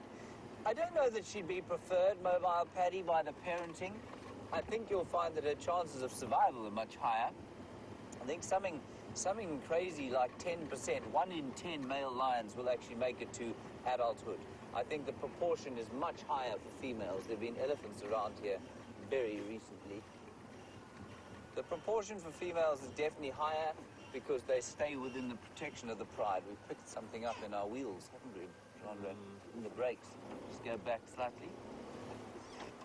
I think we should have got rid of it. You just make sure that I'm listening to the game drive radio and I know what's going on. Oh, there's a very large elephant.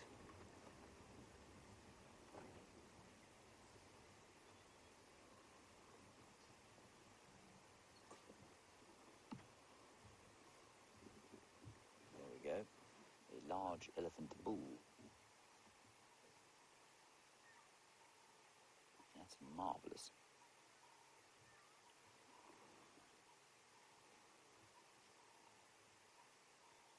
Now what we want to do is assess his behaviour.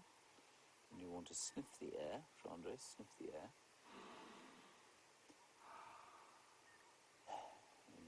I meant sniff the air. I didn't mean sort of clear or sinuses. And what we're smelling for, everybody, is the sweet leather smell of must. I don't smell it at the moment, so maybe he's not in must. And the reason we smell for that, of course, is that an elephant bull is likely to be, slightly more easily irritated if he's in must. This chap looks to be very relaxed with us at the moment, so we'll just sit here and have a look at him for a while.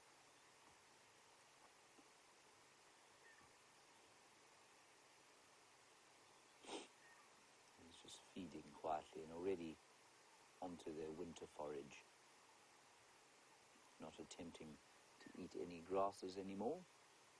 And I think you'll find that they've moved on to that winter forage earlier than they would have if we'd had good rains this year.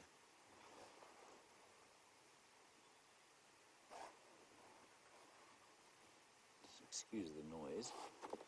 Just moving the rain cover so I can see the monitor, so I know what you're looking at. If Chandra decides to film a piece of stick or something, I can see that. You never know with him. Unpredictable.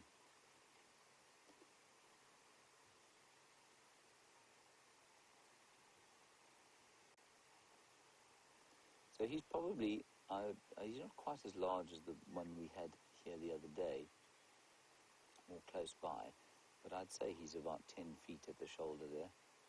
His head, his head is the size of a small car. Maybe not quite that big. He's sort of half the size of a Mini is his head.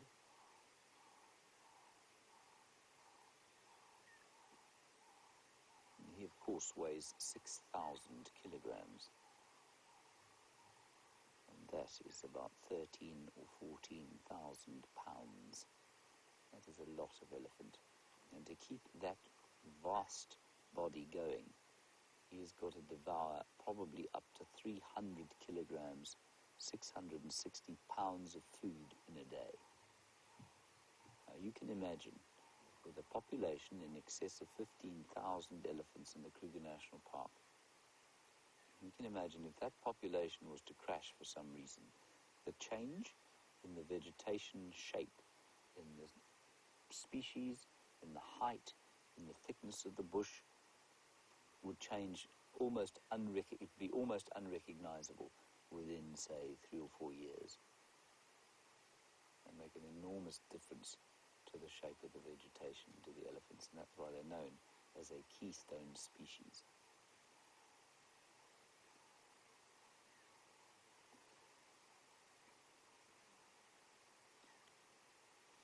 There's the smell, Genre. You may now clear your sinuses again. You smell that? He's definitely a must. But he seems pretty relaxed with us. Let's move a little bit forward. We want to remain with him very relaxed with us.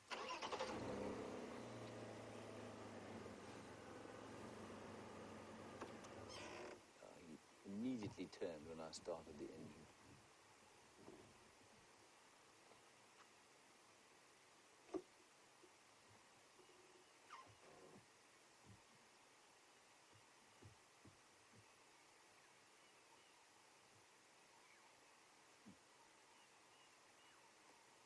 I'm trying to also give you a size comparison here. If I was standing underneath his tail, if he were to lift his tail, if I reached up with my hands, I might just about be able to touch the underside of his tail there, where he's wagging it from. I think you wouldn't reach if you didn't lift it. That's not a question of whether he lifts it or not, it's a question of how tall I am, Genre. So if I stood behind him, I could touch the top of his tail, I think, if I lifted my hand up. What do you think, Genre? You think you might might be able to do that and I wouldn't. Quite so. I mean, you think I just tickle his ankles? Maybe his toenails. Yeah, there's pungent now, that leathery smell. Sweet. Sickly sweet leathery smell. So he will be in search of a herd with an estrus female. Samuel is now trying to hail me on the radio. Hold on a second. Go ahead.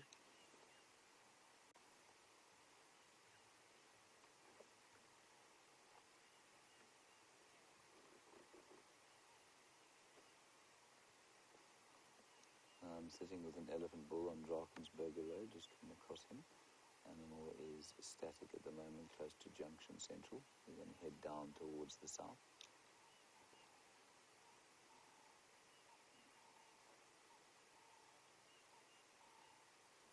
Now you go for it, I'll just come give you a hand if she's not visible. All right, let's go a little bit forward. Sam's going to go down back towards Karula. He is getting mobile again. We're going to go and give him a hand, just in case she's moved and she might take a bit of tracking. But we're not going to sort of rush down there. We'll move down slowly. Let's have another quick look at this elephant.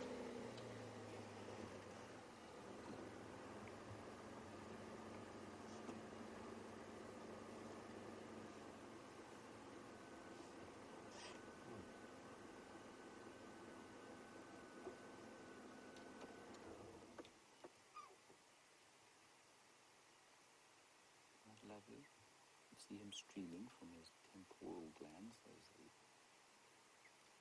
glands between his eyes and his ears.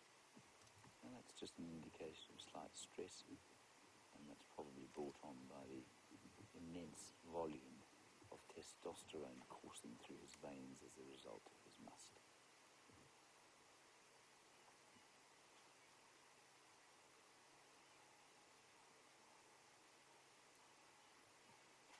Must call him on the radio that I left those lions where they were.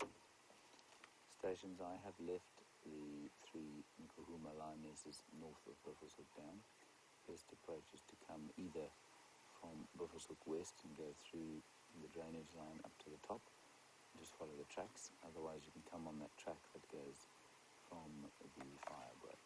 Animals are static.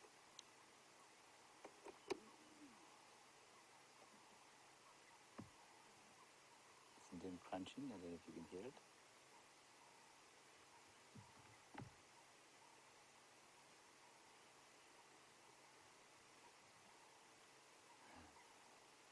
Those big molars of his, he's got probably 4.5 giant molars in his jaws, and he's crunching away at the wood. Lily, you're interested in how long they stay in must.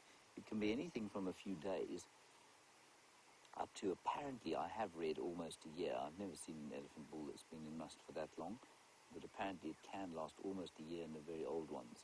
So it tends to the period of must tends to increase the older that they get. This chap is probably about 35 to 40 years old, I'd say, and so I imagine his must would probably last about a month or so.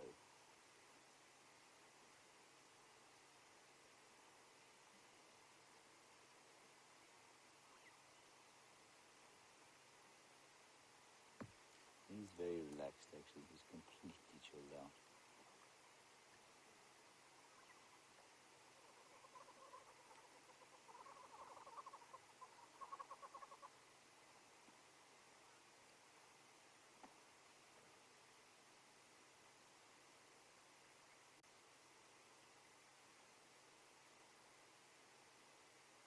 Listen to the quietness of his feeding.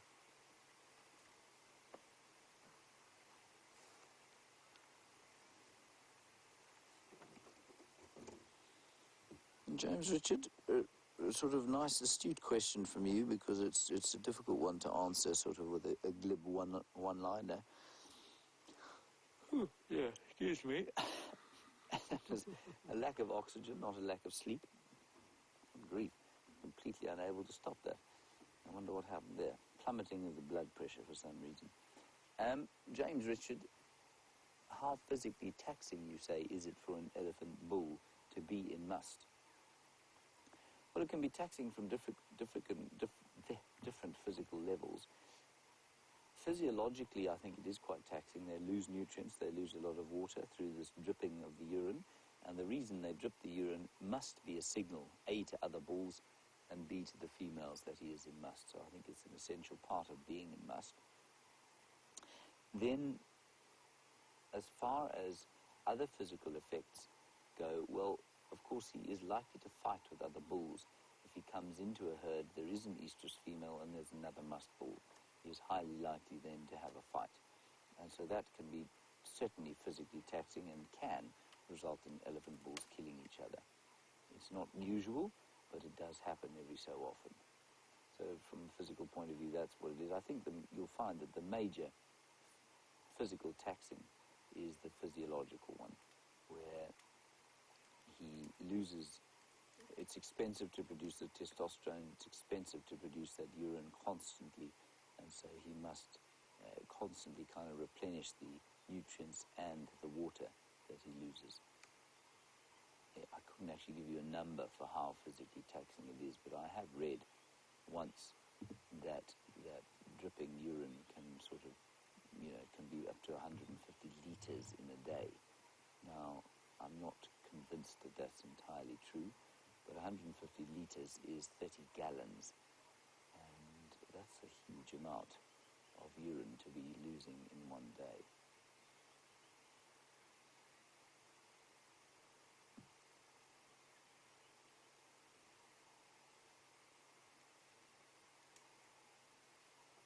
He's totally peaceful. Doves are calling around him. He's flapping his ears just to get rid of the flies. And he's eating everything he can find.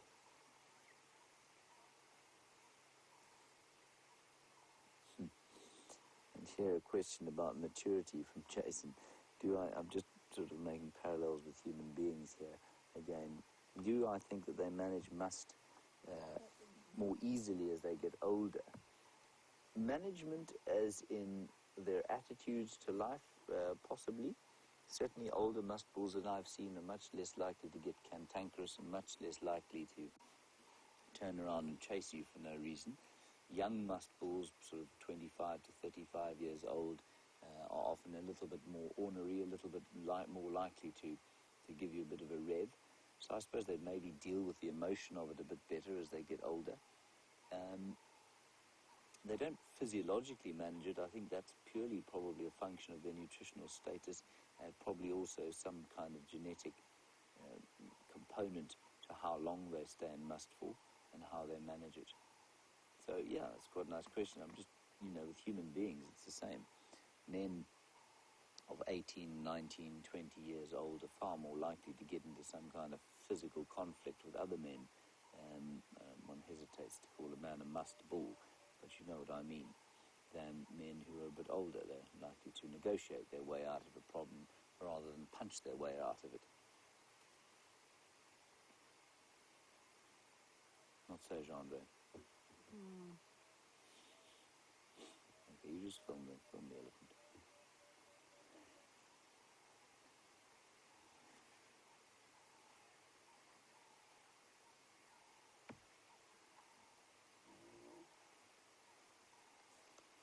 Just go around the corner here, and then Zoe, I'll answer your question.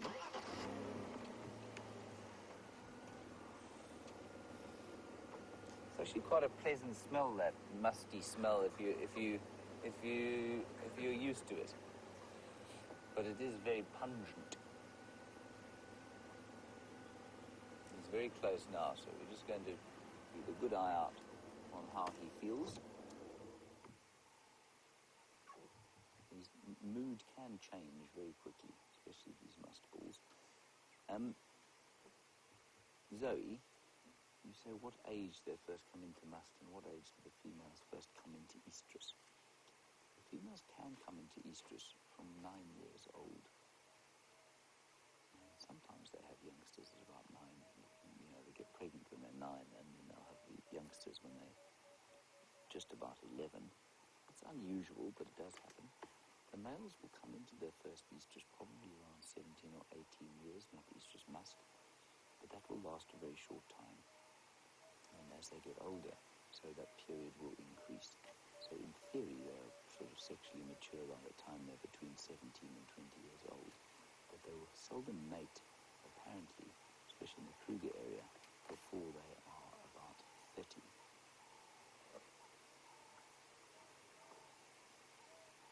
Just because they simply don't have the mass to fight off the other big bulls when they do come across a female in estrus.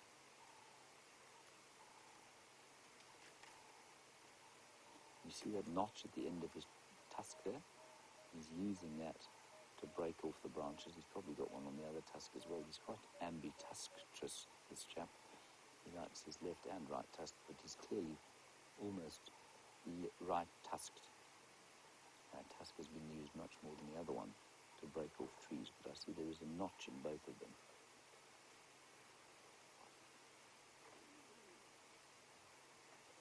Now he's eating what would be an encroacher species, a zebra wood, Dalbergia melanoxylon, and without elephants eating them, they would take over vast areas, and you can see the effect he's having on the tree. He's changing its shape completely. In some areas where there are no elephants, they grow into big trees that you can kind of make furniture out of, but not in this area. In this area, the elephants keep them at around about this height. Now, if you watch him carefully, you can get in there on his trunk there. Don't mind, Jean-Louis. Sorry. He's just broken that branch off by wedging it between his tusk and his trunk. And so those tusks, quite apart from being rather impressive, sort of appendages to the front of his face, are crucial in feeding. And while a tuskless elephant can certainly survive, one with tusks certainly finds life easier, and one with tusks this length, rather than those vast, you see these pictures of those vast tuskers where the tusks almost reach down to the ground. I think those are probably more an encumbrance than they are a help.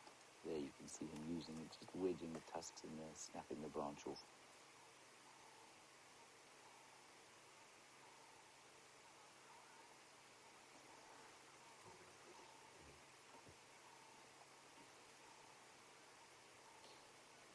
Laura, I don't actually know the answer to your question. You want to know what the temporal liquid is that Jandra is showing you there between his eye and his ear that's coming out of that gland.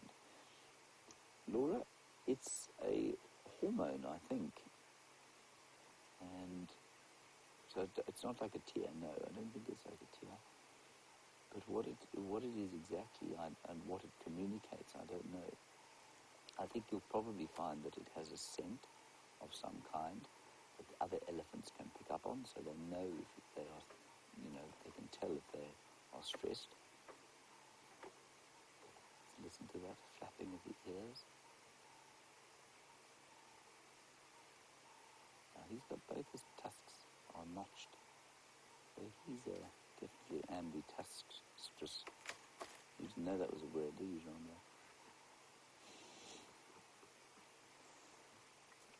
Often you find elephants with only one notch. You don't find them both notched.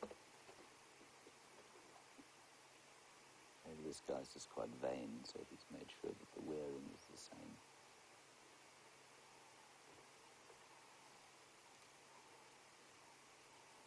Trying to eat a little bit of grass. The grass is so much easier to eat than the trees. And he's now only about 10 meters from us.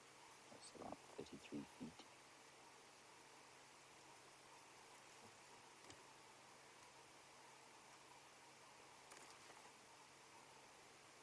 We'll just sit here quietly. He's now watching us. He's now deciding whether we're entertaining or we're in irritation, or whether he must walk past the front of us or what he must do. But he's certainly giving no indication of being threatened at all at this stage.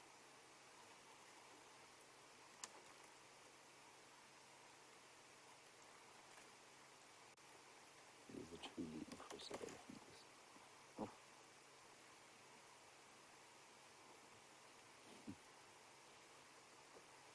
And the heart heart rate always goes up a little when you're sitting with an elephant like this. Okay, back to the great Queen of Djuma with Sam.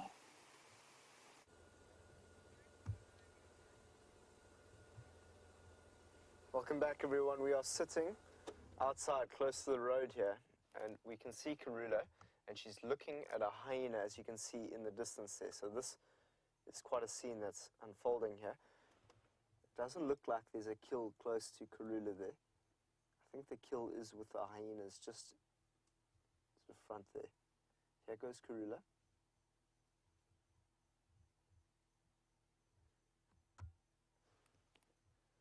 Going off into the distance here.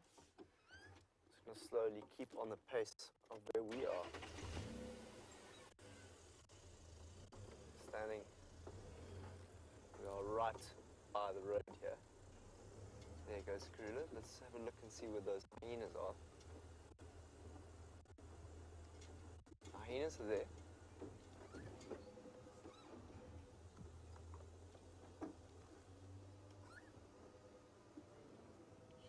She's just climbing up a tree now.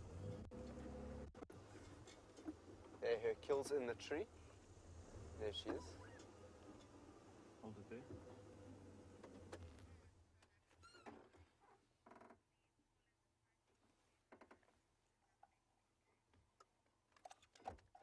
Alright, so just gonna have a chat on the game drive vehicle. Stations I've located on Karula. She's up a marula tree close to where her kill was last. There is a hyena just beneath the tree, and there are no sign of the cubs at the moment. Mike, if you're interested to come in, come in.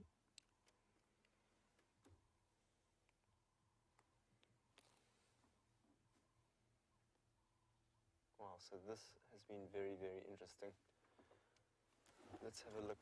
Karula's up in the tree with her kill, and there's a hyena just beneath this marula tree. So what might have happened is when we drove earlier, we just saw that hyena run into this area.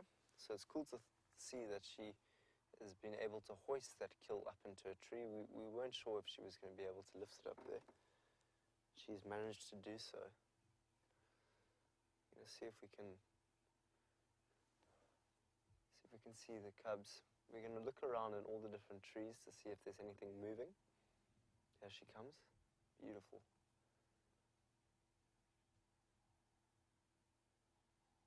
There she lies with her kill in the background, and the hyena's just been below.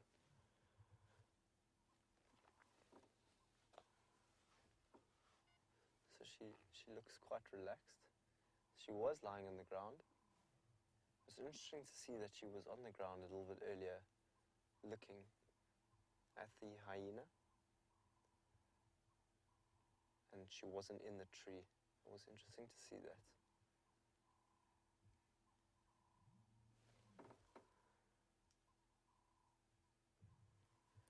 So we are happy that we have found her again.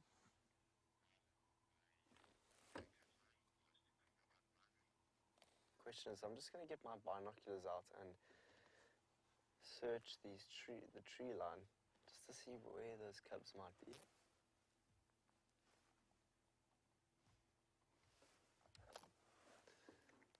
Okay. So those cubs, I don't think would be able to climb the tree that the mother's in at the moment. So they might just be in another thicket of one of the trees. So I'm just looking all around us. See if there's any movement in the bushes.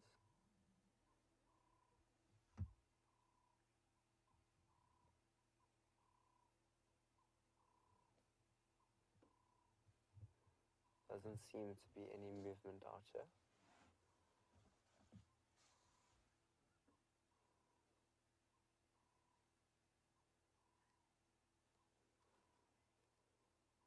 So no sign of the cubs. Just sign of a very hungry hyena beneath the tree. Just seems to be one of them, but I definitely saw two. As we were approaching along the road, we noticed that there were 2 hyenas that were running through the thicket. So we can just see one there at the moment.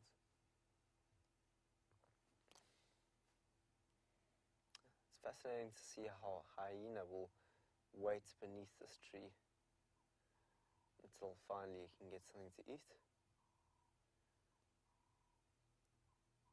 So I'm very, very happy to see that she has managed to hoist this. Well done, Karula.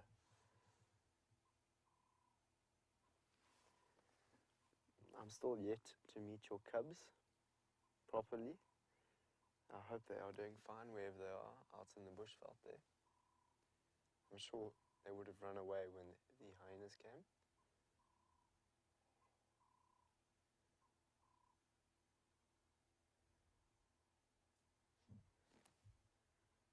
But she is resting now. She looks fairly calm with the impala kill.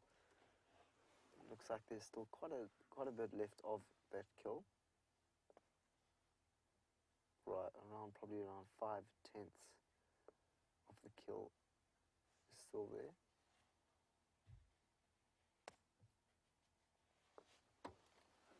But how dramatically things have changed from yesterday when we were just sitting looking at the cubs playing in the trees. Just shows you how careful a mother needs to be out here in the bush at night time. Because there are other animals with different interests.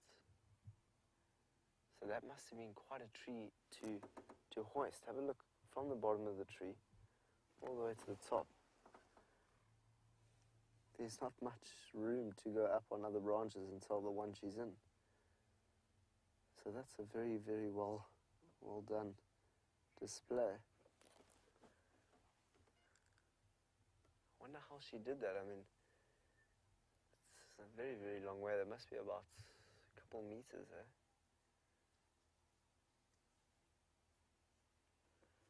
Around 5 meters, would you say, Dave? 5, 6 meters, carrying 5/10 of a kill up a tree. It's a strong feat.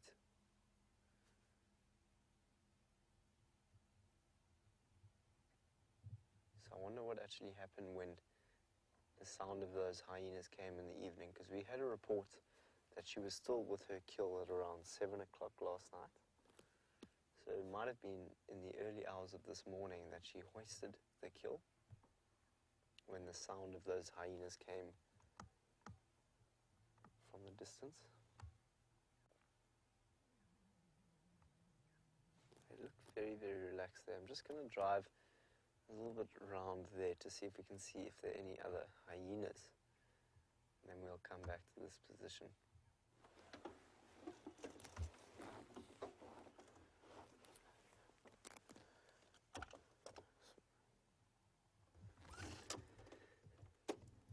Just want to get on the radio quickly. Mike, do you copy Mike?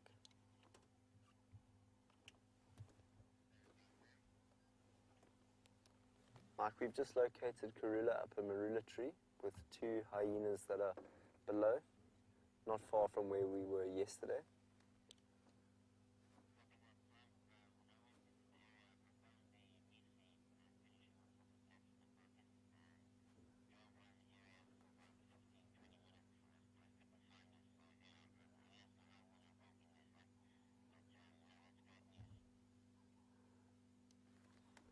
Copy, Mike. Are you going to make your way?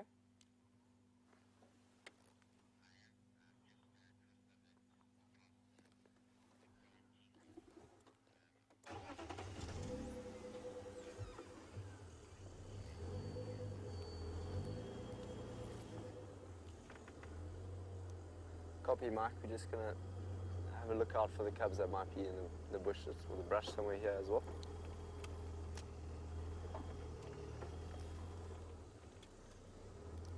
For the time being, Mike, just to make sure that the cubs are okay.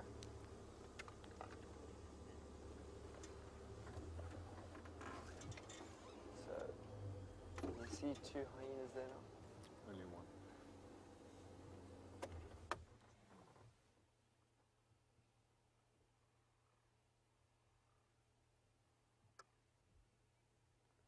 we're not going to go any further in.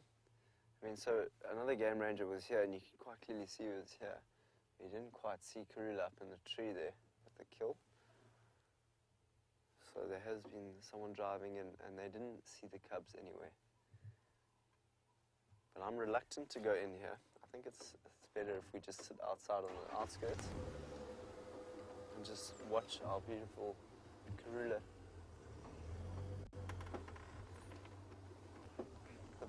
The likelihood is that the cubs are off far away from the site, up in a little tree or wherever they are, and they'll be safe.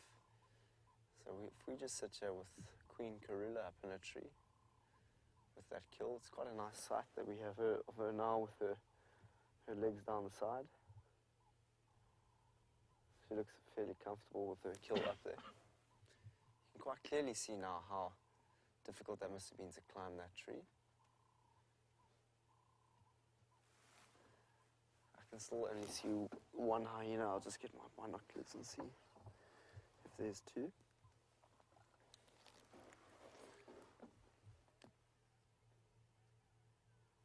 So there's just the one hyena that's sitting beneath. So I had Mike just said over the radio that he did find a hyena on some of the kill. So there must have been some of the kill down here. So before she carried it up the tree.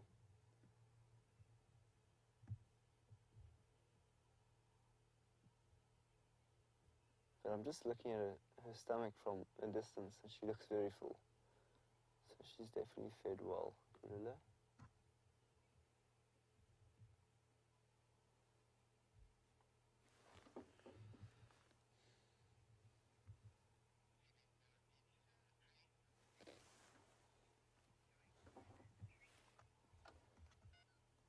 It's great to see how comfortable she is in the tree there with her legs just dangling like that. Very cool picture of you, Karula. And look at those paws.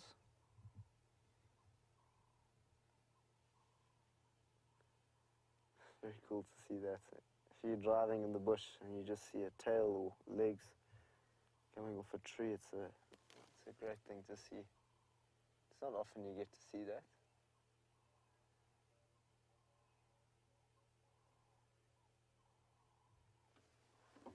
I've only ever had it once where I was driving and I just saw this flick of a tail coming off a branch of a tree.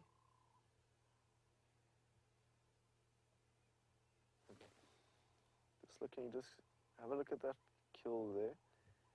The kill does look like there's quite a lot of skin left if you have a look at that.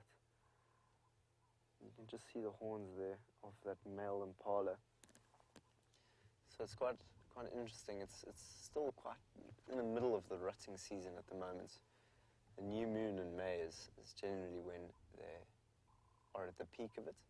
And so that male impala must have been very either quite tired or just distracted between the other males in the bachelor groups or the harem. So often at this time of year you'll find that male impalas will be killed.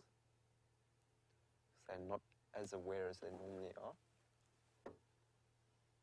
So she's managed to kill a very, very strong and big impala, which is great to see.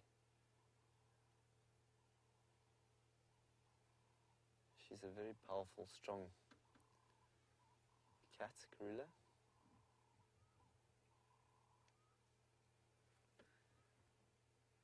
Can't hear the sound of anything else except for a fish eagle in the distance.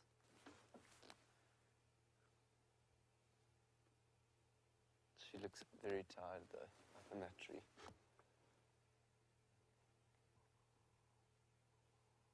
So I'll just talk to you about what we saw. We came here earlier and we spotted a hyena just running into the thicket. And then straight after spotting it, Dave, very well done, spotted Karula. She was sneaking through the bush there, and then it started to rain quite a lot. So we had to go back to camp for a half an hour or so. And then we came back here and we just drove slowly along this thicket here, and we just saw two rather large hyenas running into the distance. And then I spotted Karula just moving slowly through there. We spotted her, and then she jumped up this tree to her kill. So it was a very, very cool sighting with the Queen Karula.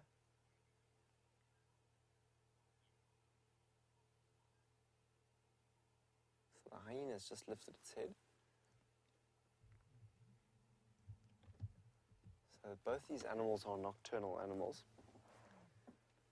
They normally are quite flat during the day.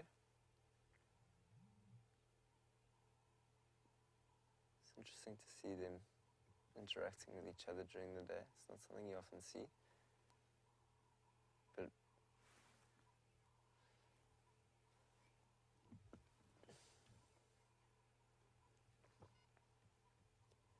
so my feelings are that the hyena, ooh, no, Karula. The hyena will, sorry, Karula just got a little fright there, I don't know why.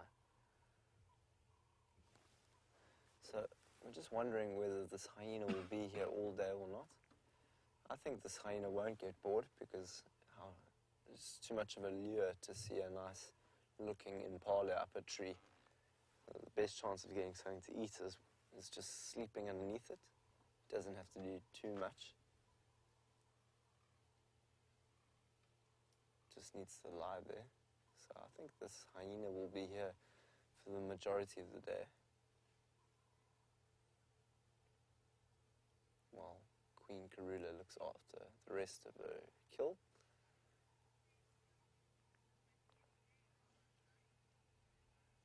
So Nemo is interested to know if this is the same kill that we saw yesterday morning and last night. Nemo, this is the same kill that we saw. It's quite a lot of it has been eaten.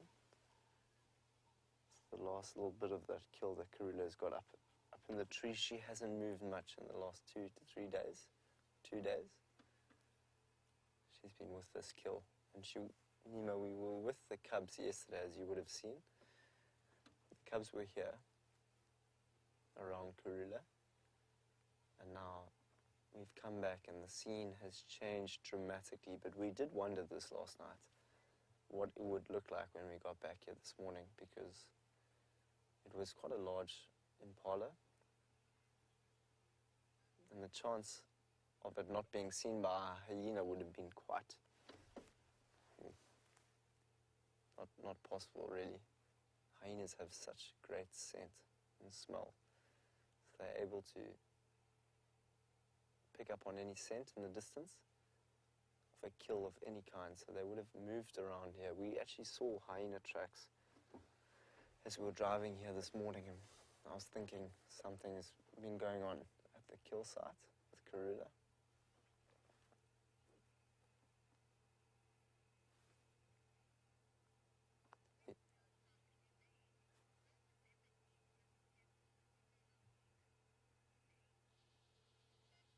Elaine is interested in whether Karula will eat the skin or just leave it. A lot of the time they just leave the skin and they just eat the meat inside, but sometimes they do. Often when you find leopard dung, you'll find that there is fur in the dung, which will come from kills. It's mainly with the smaller animals that they'll eat most of it.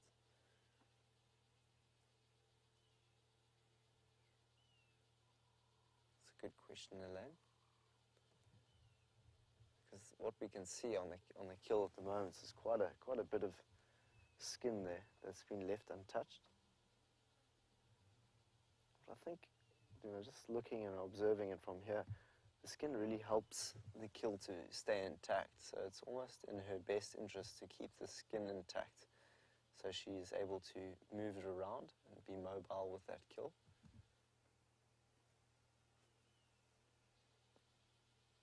I'm was still flabbergasted is the word, that she was able to carry that kill up that tree. It must have been quite light if she was able to carry it all the way up that tree. It's incredible how leopards can do that. Very, very powerful cat. Much stronger than that of a cheetah. Cheetah, you won't find up a tree like we are seeing with a leopard. Sometimes you'll see a cheetah standing on an old tree that's fallen down, looking out into the distance to see if it can see anything. So with cheetah, you often find them on termite mounds and all sorts of vantage points to just get a brief look over the area. But we also find leopards on top of termite mounds.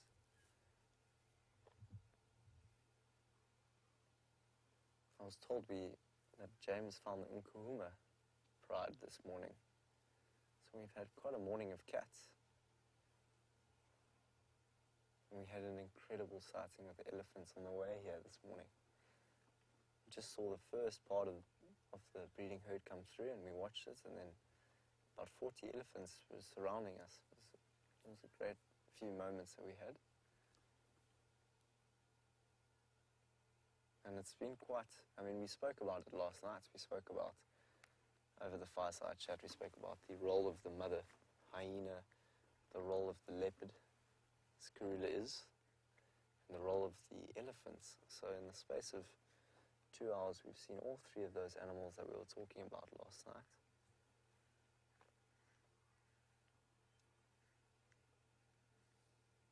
They all have a different way in which they live out here in the bush and protect their young. Something that struck me last night was what James was talking about when a leopard loses its cubs, and how it won't really put itself in the face of danger before protecting their cubs. But an elephant would do that at some stages. This is all in terms of survival instincts out here, the way in which they interact.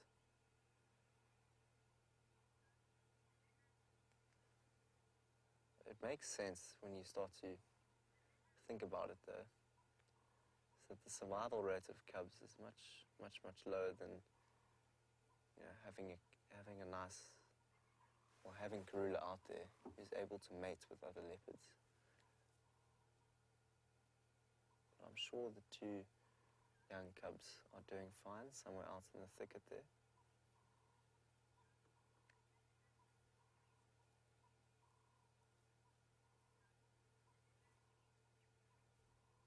She looks fairly relaxed and heavy up in that tree.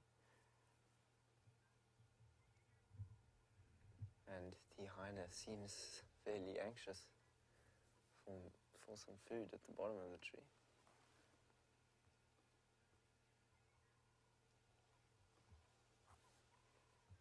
I wonder if James was with that female this morning that was looking pregnant.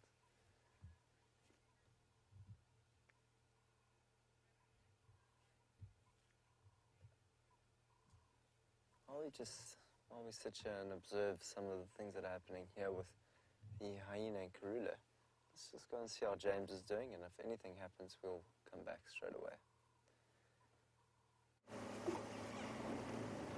Hello everybody, very good news that the Karula's there. Not such good news that the cubs aren't around, but hopefully they'll pitch up at some stage, preferably when the thieving, pilfering hyenas are not there anymore. Just have a quick look here.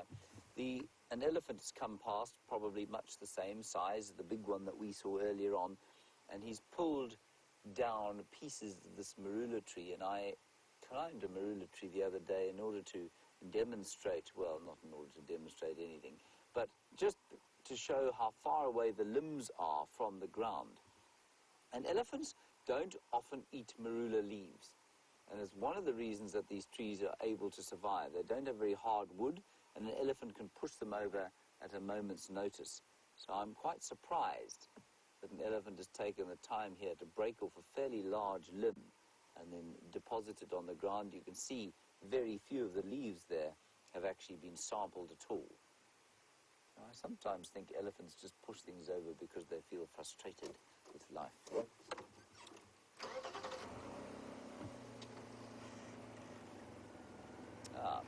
And apparently Jamie stood underneath there to give you a size comparison of how tall that is. That is amazing. It's probably about 15 feet up. Jamie, of course, is not a totally dissimilar size to mine, so I shan't do the same thing. Shut up, Jean-Jacques. Take pictures. Be quiet.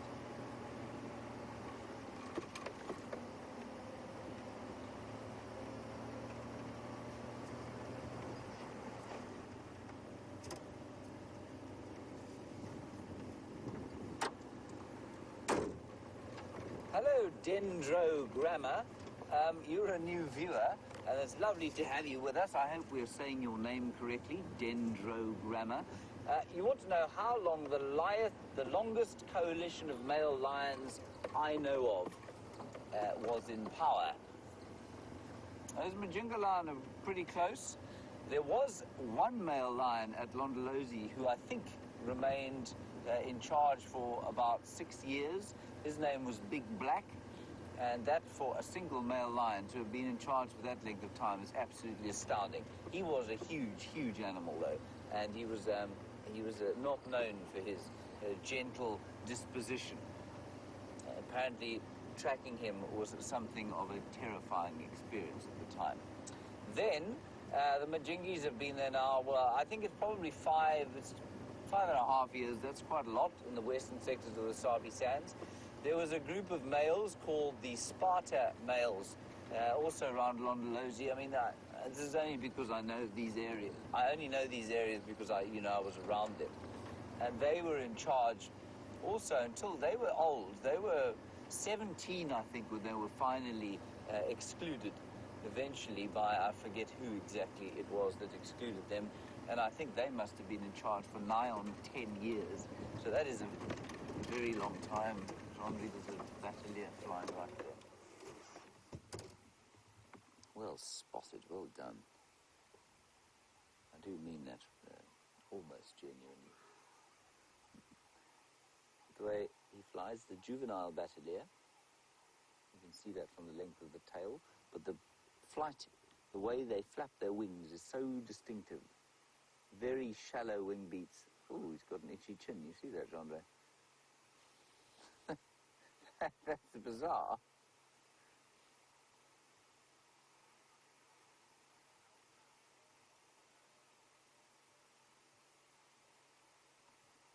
Just reached forward with his claws there and seemed to give himself a bit of a scratch. And interestingly, one of the birds that can actually feed on the wing like that is the eastern red-footed kestrel or the Amur falcon. And they fly around and they'll catch a termite alate in the air with their feet, put it into the mouth and then keep flying. It's still there, Andre, but don't worry, we'll carry on for something. The big grey cloud you could see there where the battalion was flying. It's coming closer. And I can't tell if this is a male or a female at this stage. Too young, probably a male, given the fact that they're large, the leading edge is almost entirely black. And that bird's probably about 4 or 5 years old. Still in juvenile plumage, a battalion, a long-lived bird, probably 25 years they can live.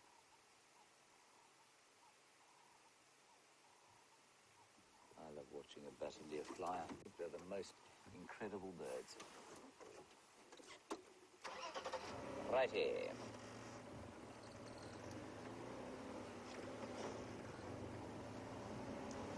We'll get a view here of the front, sitting nestled over the Bushbuck Ridge region.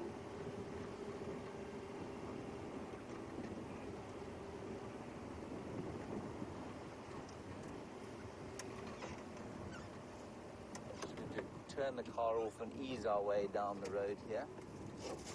I like I've said to you many times, I can't wait till we have an electric vehicle that we can drive this quietness.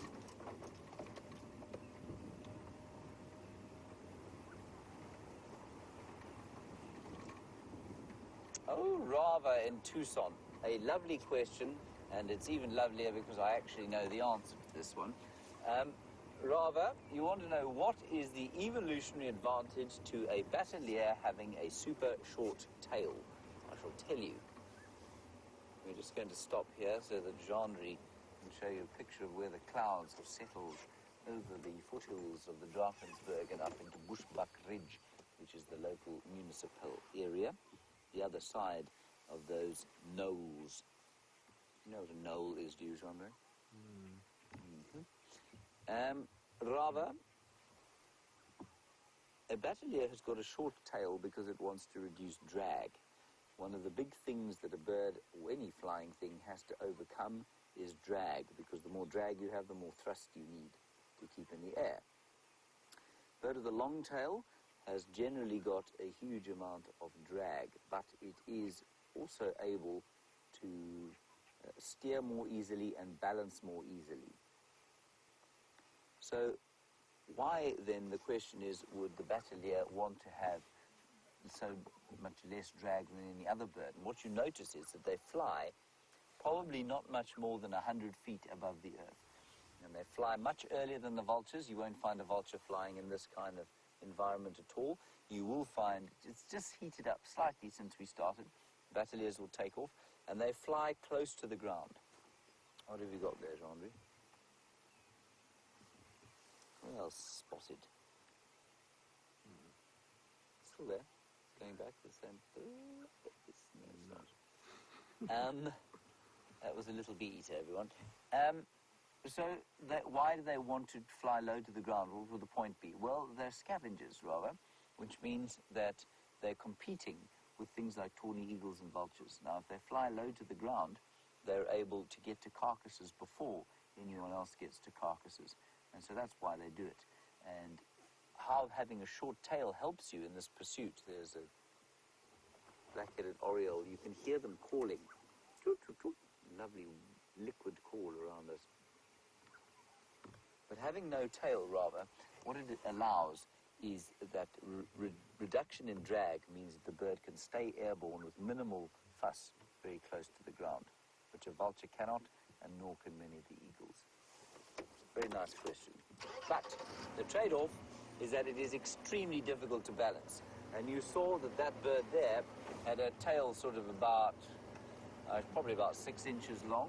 And because it's so difficult to balance, that they're born with a decent length tail, and each molt, each year, it becomes slightly shorter until they're about 7 years old, when the tail is completely gone. And you'll see them flying like that.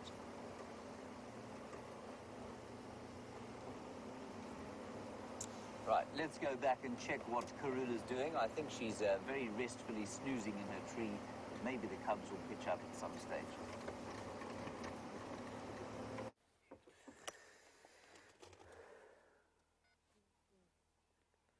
Karula is fast asleep in the tree. We've just got a beautiful angle of her as she rests up here, and she's sleeping quite funnily up. She's got her legs dangling between the two different branches. It looks very cool, with her kill just next to her. She looks very strangely comfortable. I can kind of understand. Maybe for a cat that looks very comfortable, I wouldn't be able to find comfort in that position. She looks very full. You could actually have a look at that.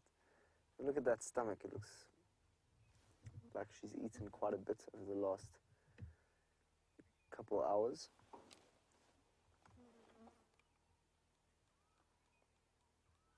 You can quite clearly see the rosettes, those golden rosettes of Karula. Beautiful. She is a stunning leopard. This is I think my second time with her. So I'm very, very excited to see her. Of course, I would like to have seen the cubs with her, but would rather them be safe wherever they are, hiding in the thickets, as she sleeps with the last bit of her kill. The hyena is still below us.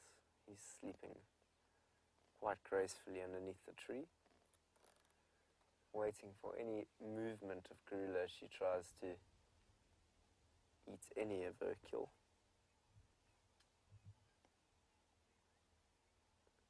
But she looks very, very tired over there, comfortable and tired. Let's have a look at the kill while we're also on this position. The kill's just next to her, and you can just see the hooves. There's the hoof, so there really isn't much left of this kill. I can just see the neck that is still quite prominent there. But at least now we can see how big this impala was just by looking at the size of those horns. So it was a fully grown male impala. Very, very impressive of Karula. I'm still yet to meet Shadow, who I haven't met out here. I'm sure I'll meet her sometime soon.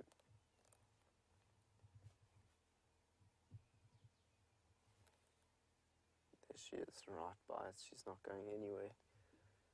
She'll most likely be up in this Karula tree for most of the day. It was so cool to see her climbing that tree. Just while we're at this position, have a look at the tree and the size of it.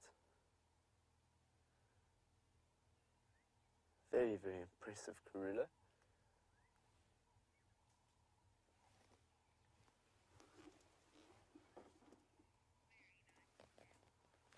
Very, very impressive. Sorry about my cap there.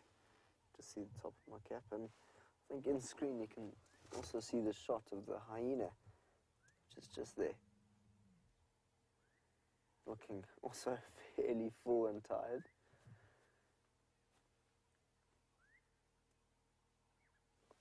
I just want to get on the radio.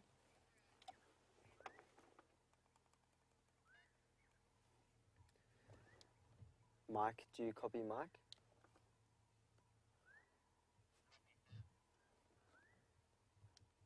I'm still here at the sighting of Karula. She's up in a marula tree sleeping with her kill and a hyena below. If you're wanting to make your way, please come.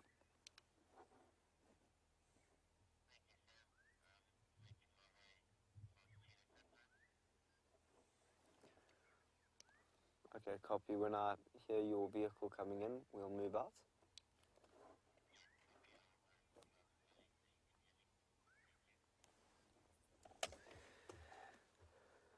So we've got another vehicle coming through. So we've just made this a one vehicle sighting just because we're not too sure where the cubs are, and if they are close by, it's important not to make have too many people here. And we've checked the scene out. We're sitting right by, close to the road, so we are viewing from a safe distance where the hyena is just below. And I'm sure quite a few other people would like to see how Karula is doing this morning. So other vehicles are making their way here now. Also quite curious to know, ooh, that looks like she's stretching.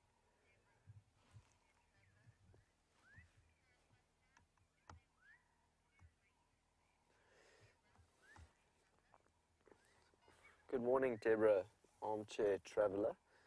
You would like to know if there's one or two hyenas here. Deborah, when we first came, I just saw the one hyena. Oh, sorry, I saw the two hyenas. So two hyenas were walking through this thicket, definitely two. And now I can only observe one, so I'm not sure where the other one went to. The other one could be sleeping around the thickets here somewhere. Also just waiting for some sort of action to occur. So I'm just having a look around as we speak. It doesn't seem to be anywhere close by. But at the moment there's just the one hyena close to the tree, and Karula and her kill.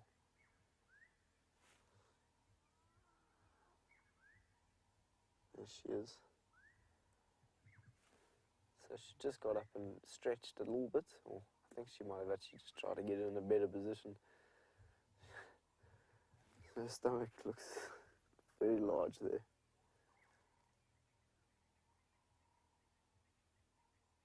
So cool to see her like this. Such a perfectly angled marula tree for her to have her kill just to the left there and to have her little sleeping place not so far away.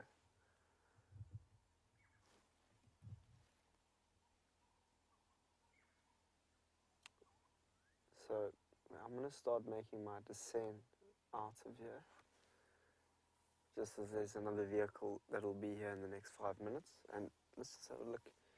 Looks like there's some thick grey clouds just above the marula tree, so it's could very well rain here today, which is exciting. And as I said that, I felt a few drops on my face.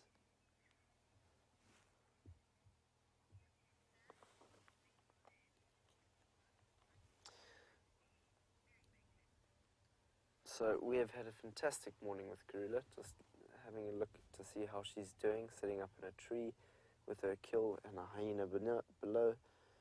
Hopefully the cubs are okay wherever they are in the thick bush, hiding. And we'll come back this afternoon to see how she's doing. We're going to leave the sighting now. We'll see you just now. Hello everybody, I'm just lying here with my new friend, Gerald, the leopard tortoise. Gerald has emerged from his winter slumberings because there is moisture. And I mentioned that the Speaks Hinge tortoise we saw earlier, which you didn't see, I'm afraid, you were watching a leopard, had come out because of the rain. And this enormous example of a leopard tortoise has come out because of the moisture. And like I said before, they estivate, they don't hibernate, which means that their limiting factor is not temperature, as it is with many reptiles in cooler areas. It is the moisture. He is an absolutely enormous example of a leopard tortoise for this area. Why are you looking at me like that for? When I called it massive, you said no, it's not. Yes, but I was unsighted from the vehicle. It's unbelievable. I have to work with. Anyway, he is very large. I'm just going to turn him round so you can see his full extent. I'm not going to pick him up fully. But there he is. He's about a foot long, I guess. And he probably weighs about 10 pounds, which is quite impressive. And he will be looking to just eat some of these fresh shoots of grass that will come out as a result of the rain. And that is one of the only species we get here. Of course, only two tortoise species. This, the leopard tortoise, and the Speaks Hinge tortoise. Now, this chap is probably, I'm told they can live up to more than 100 years old. I don't know how old he is, but in this area, this is pretty much as big as they get. In the Eastern Cape, they get up to about that size, so almost double the size of Gerald here. But here, about this age, and so I'm going to guess that he's probably close on a century old. Isn't that impressive? Well done, old man. See you later. He might stick his head out. I'll turn him back towards you while I climb back in the car.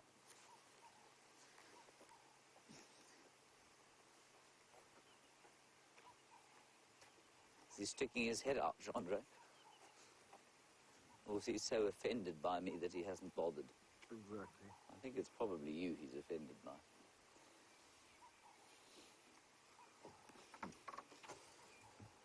Now, we're often asked the difference between a tortoise and a terrapin, and we saw the terrapin on top of the hippo today. And they are very different. And you can see from this one that he's pulled his head into his shell, and he's closed his legs around his head. A terrapin does the opposite. Well, not the opposite, but it kind of folds its legs backwards, and then it turns its head, and so that it keeps one eye sort of looking out of the shell. What now? And he swallowed a cough. You must see the facial expressions. I mean, if you look at him while trying to deliver some kind of biological treatise, it's almost impossible to continue speaking. Such are the astonishing array of facial expressions that he pulls behind the camera. Not to disturb you. I'm going to drive you through a Sisyphus bush now. I've had enough.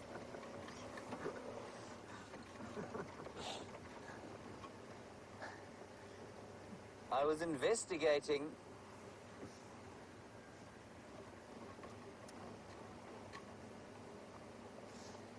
I was studying some reptile stuff yesterday because we found that striped skink the other day, and I had no idea what it was, well, what it was or anything about its biology. And so I looked into the general reptiles of the area, and it's surprising how few we have in comparison, I suppose, with the birds. For example, 7 kinds of skinks, only 5 kinds of old world lizards, 2 kinds of monitors, 2 kinds of agamas, and just the 2 kinds of tortoises. There are quite a few snakes as well, but I mean, I almost consider them in a different class. They aren't, but one tends to. So we're not blessed with that many reptiles here. And that, of course, is that the largest? Well, other than a crocodile that comes into the area, certainly one of the heaviest.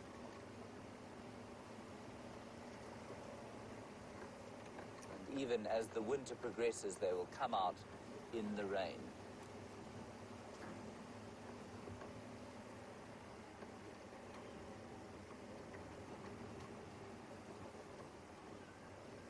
Monkeys.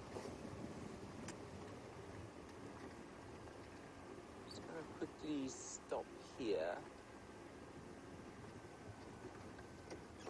while I try and answer James. Look, it's very confidingly sitting there. Doesn't feel threatened by us at all. There are a whole lot behind him as well. James, question from you, a difficult one. The sexual dimorphism between the bateliers is subtle, as you say. There's just a slight sort of difference in amount of black that there is on the underwing. Look, eating them, that's fascinating. Doing exactly what a bush baby does, eating the bark, not the bark, the gum. The acacia gum, very nutritious. I've never seen that before. That's brilliant. Isn't that fascinating? And we've tasted that bark. I don't know that we've had flaky thorn. Chandra, I think we decided that the red thorn was the best tasting. I don't think we've had flaky thorn. We'll have to definitely try some now. And that bark was opened up, not by that monkey, but by a buffalo that was rubbing his horns on the tree. James, I'll get back to your question now. Let's just watch these monkeys for now.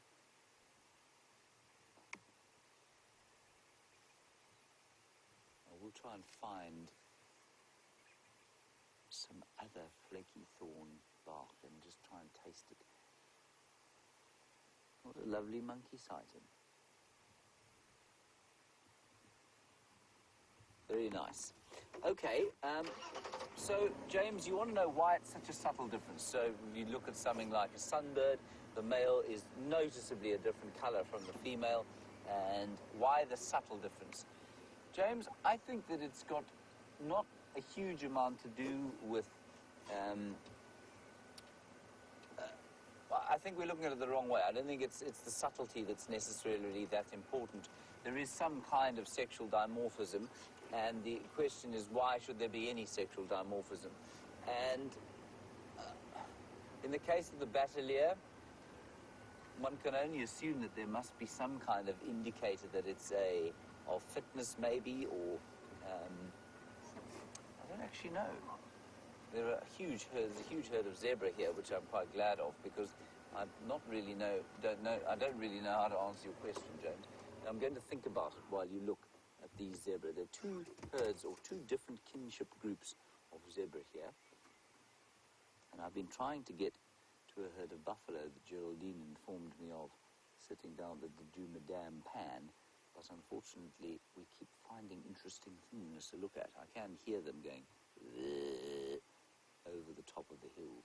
We're just coming on to quarantine clearings now. Isn't that lovely? Zebra managed to look good, I find, in any light. It's quite glum today. So James, I don't know. I can't answer your question. Why should they be so subtly different from each other? So you've got something like a lilac-breasted roller, which is very coloured. It's very expensive to make that colour, but both male and female are the same colour. Why should they be that colour? What possible advantage could there be? That sound you can hear, that doo, doo, doo, is a battalier calling. Oh, I can actually see it. It might not be a battalier, but it is a large raptor. Can you see it, John? It's a tawny eagle. We'll get a better look there. Oh, well done, you've got him. Well done. Tawny eagle, everyone. That's what was going. Doo, doo, doo. So I need to do a bit of research into the colours of birds and why they've evolved these strange colours. It's very obvious when there is sexual dimorphism, like with the sunbirds, where the males are, or peacocks, for example, where the males' colours have been sexually selected to become more and more vibrant over the generations. But with the battalier and with the lilac-breasted roller and all the bee-eaters, I don't know what the answer is. At the moment, to my mind, and this is simply because I am ill-informed in this regard, it is simply nature's way of providing colour.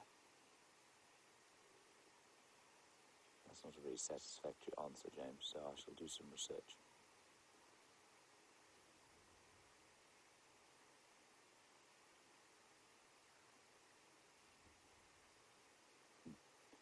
Very nice herd of zebras.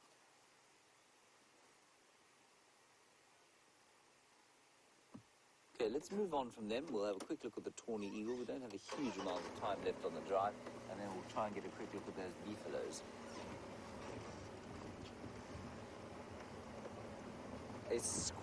A squall coming in that Sam is also stuck in at the moment. You can see it's getting noticeably glummer as we go. I'm sure we'll get to the end of the drive, though. Hold on tight, Jean-Andre. Be brave. He's now putting something that looks like an old pair of underpants over the camera. I'm not sure where he found that. I didn't want to know.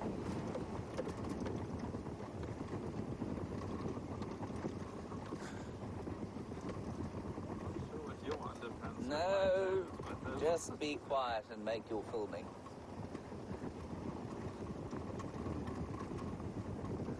Hello, Chris. You sell these, the Chapman's subspecies of zebra. Chris, as far as I know, this is Equus burchelli, and I think it's the nominative species. So I think it's just burchelli. I think that's just it's the plain zebra. We get the Hartmann's mountain zebra and the Cape mountain zebra down in the Cape and up into Namibia, and the Grevy's zebra up into East Africa. And you might find, I am actually not sure where the Chapman subspecies of the plain zebra exists. So it might be up in East Africa, but I'm pretty sure this is what we call the nominative subspecies, but I might be wrong.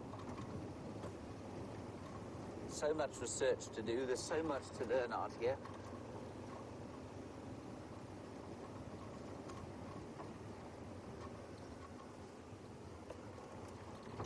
The beefies are just around the corner here. Geraldine says 200 beefies. That is many beefies.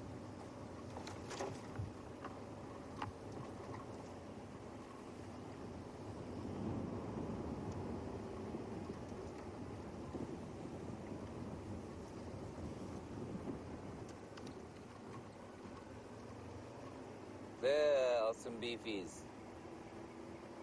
The pathfinders of the herd, now coming on to quarantine clearings. You see, Geraldine, my timing was immaculate.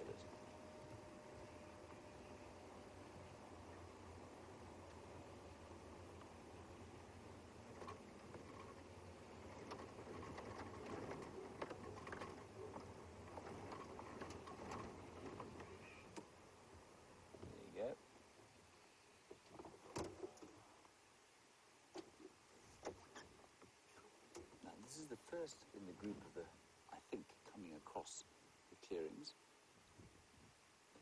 Deeply aged female at the back of this little group. That's a much younger bull in front that John Ray was looking at, and there is a, well, she's older than Methuselah. Your age. Even older than me. Chandra 5, James 0.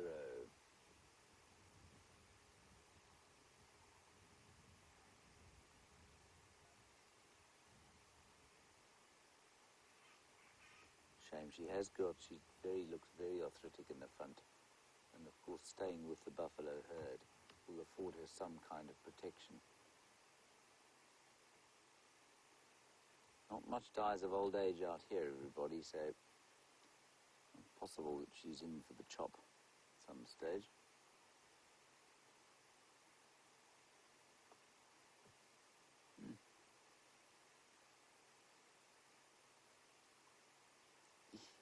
Looks very sore, doesn't it? It's just, I'm going to roll slightly forward, Andre. The rest of the herd are just coming up here.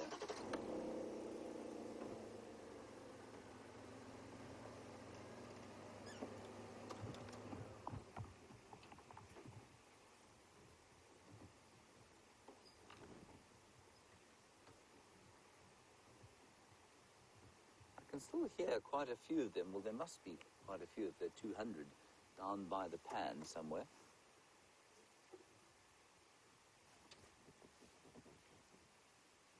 It's a younger cow.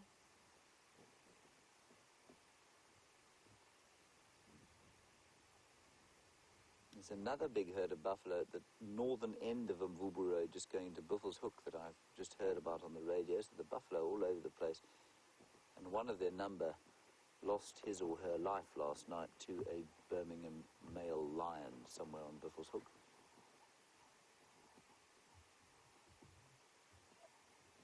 So these are still the front of the herd as far as I can tell. Now the last time, you know what, this herd has split, I can see.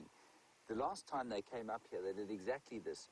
Half the herd came onto these clearings here, turned round in the middle and went back the other way.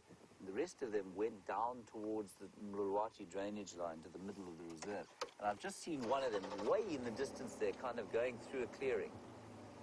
Very strange that they should do this. I don't really understand. Let's just pop down here to the pan and see where the rest of them have gone.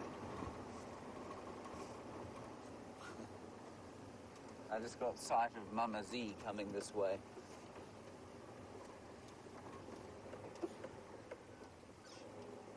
I'm afraid on account of the fact that I've just seen Mama Z coming this way. Geraldine, please get hold of Samuel and ask him to come along quarantine clearings and just give Mama Z a hand there. Some hyena tracks.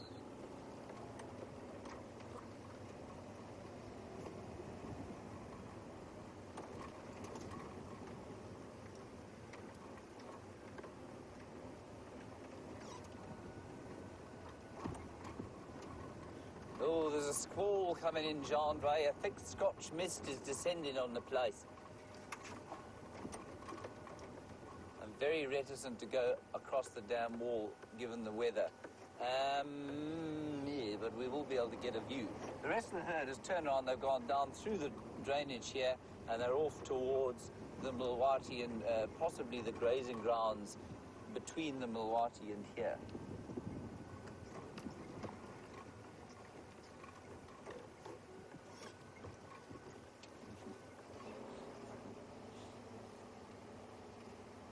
There. You can just see one of them, they're disappearing through the hill there. We've got two, yes, two of them there.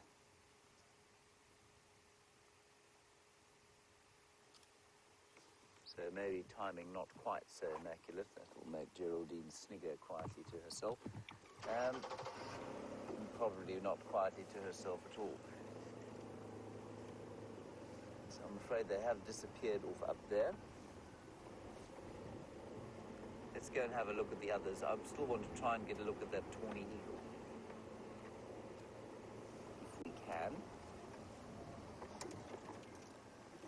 I'm sure this weather will lift by the afternoon, everyone, so I don't think we're going to have too much trouble with rain. I say that. It looks pretty glum.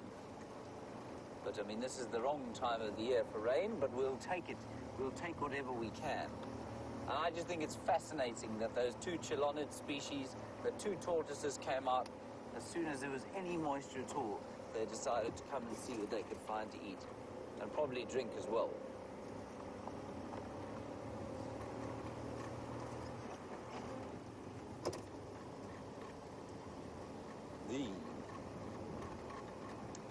It's starting to rain.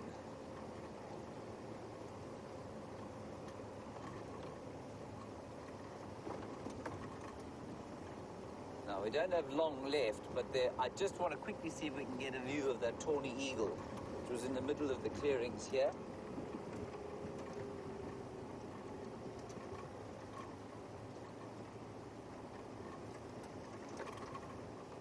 Mama Z has been rescued by Eugene.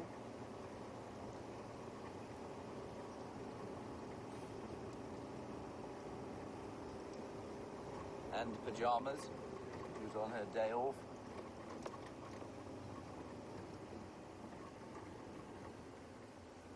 Can't remember which tree it was in now. Can you, Andre? It's quite a tall one. Well, yes, it may have flown off. The weather is not particularly good for flying. Unless you're a batalier. No, we're scorn, everyone. We're scorn. It was sitting on that tree over there. See the tallest tree there? I can see the branch on which he was sitting. He has flown off. Perhaps he is scavenging somewhere else. Anyway, the reason I wanted to show him to you was because he is so very different from the batalier. And the batalier has a distinct advantage because it is able... It has a distinct advantage because it is able to fly lower down when it is going scavenging. He's got another one. He's got an endless supply. It's like a clown. All right, let's go around the corner here. There you are, you prison.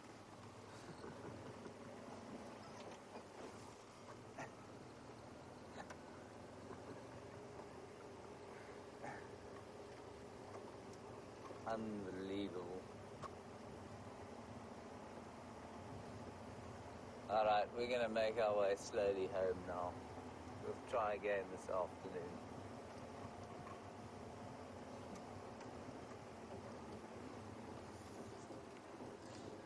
Two days ago, there were tracks of Tingana, I think Tingana, going up and down all over here, and I think he's feeling slightly threatened by old Djuma up to the north. There's the tawny eagle there.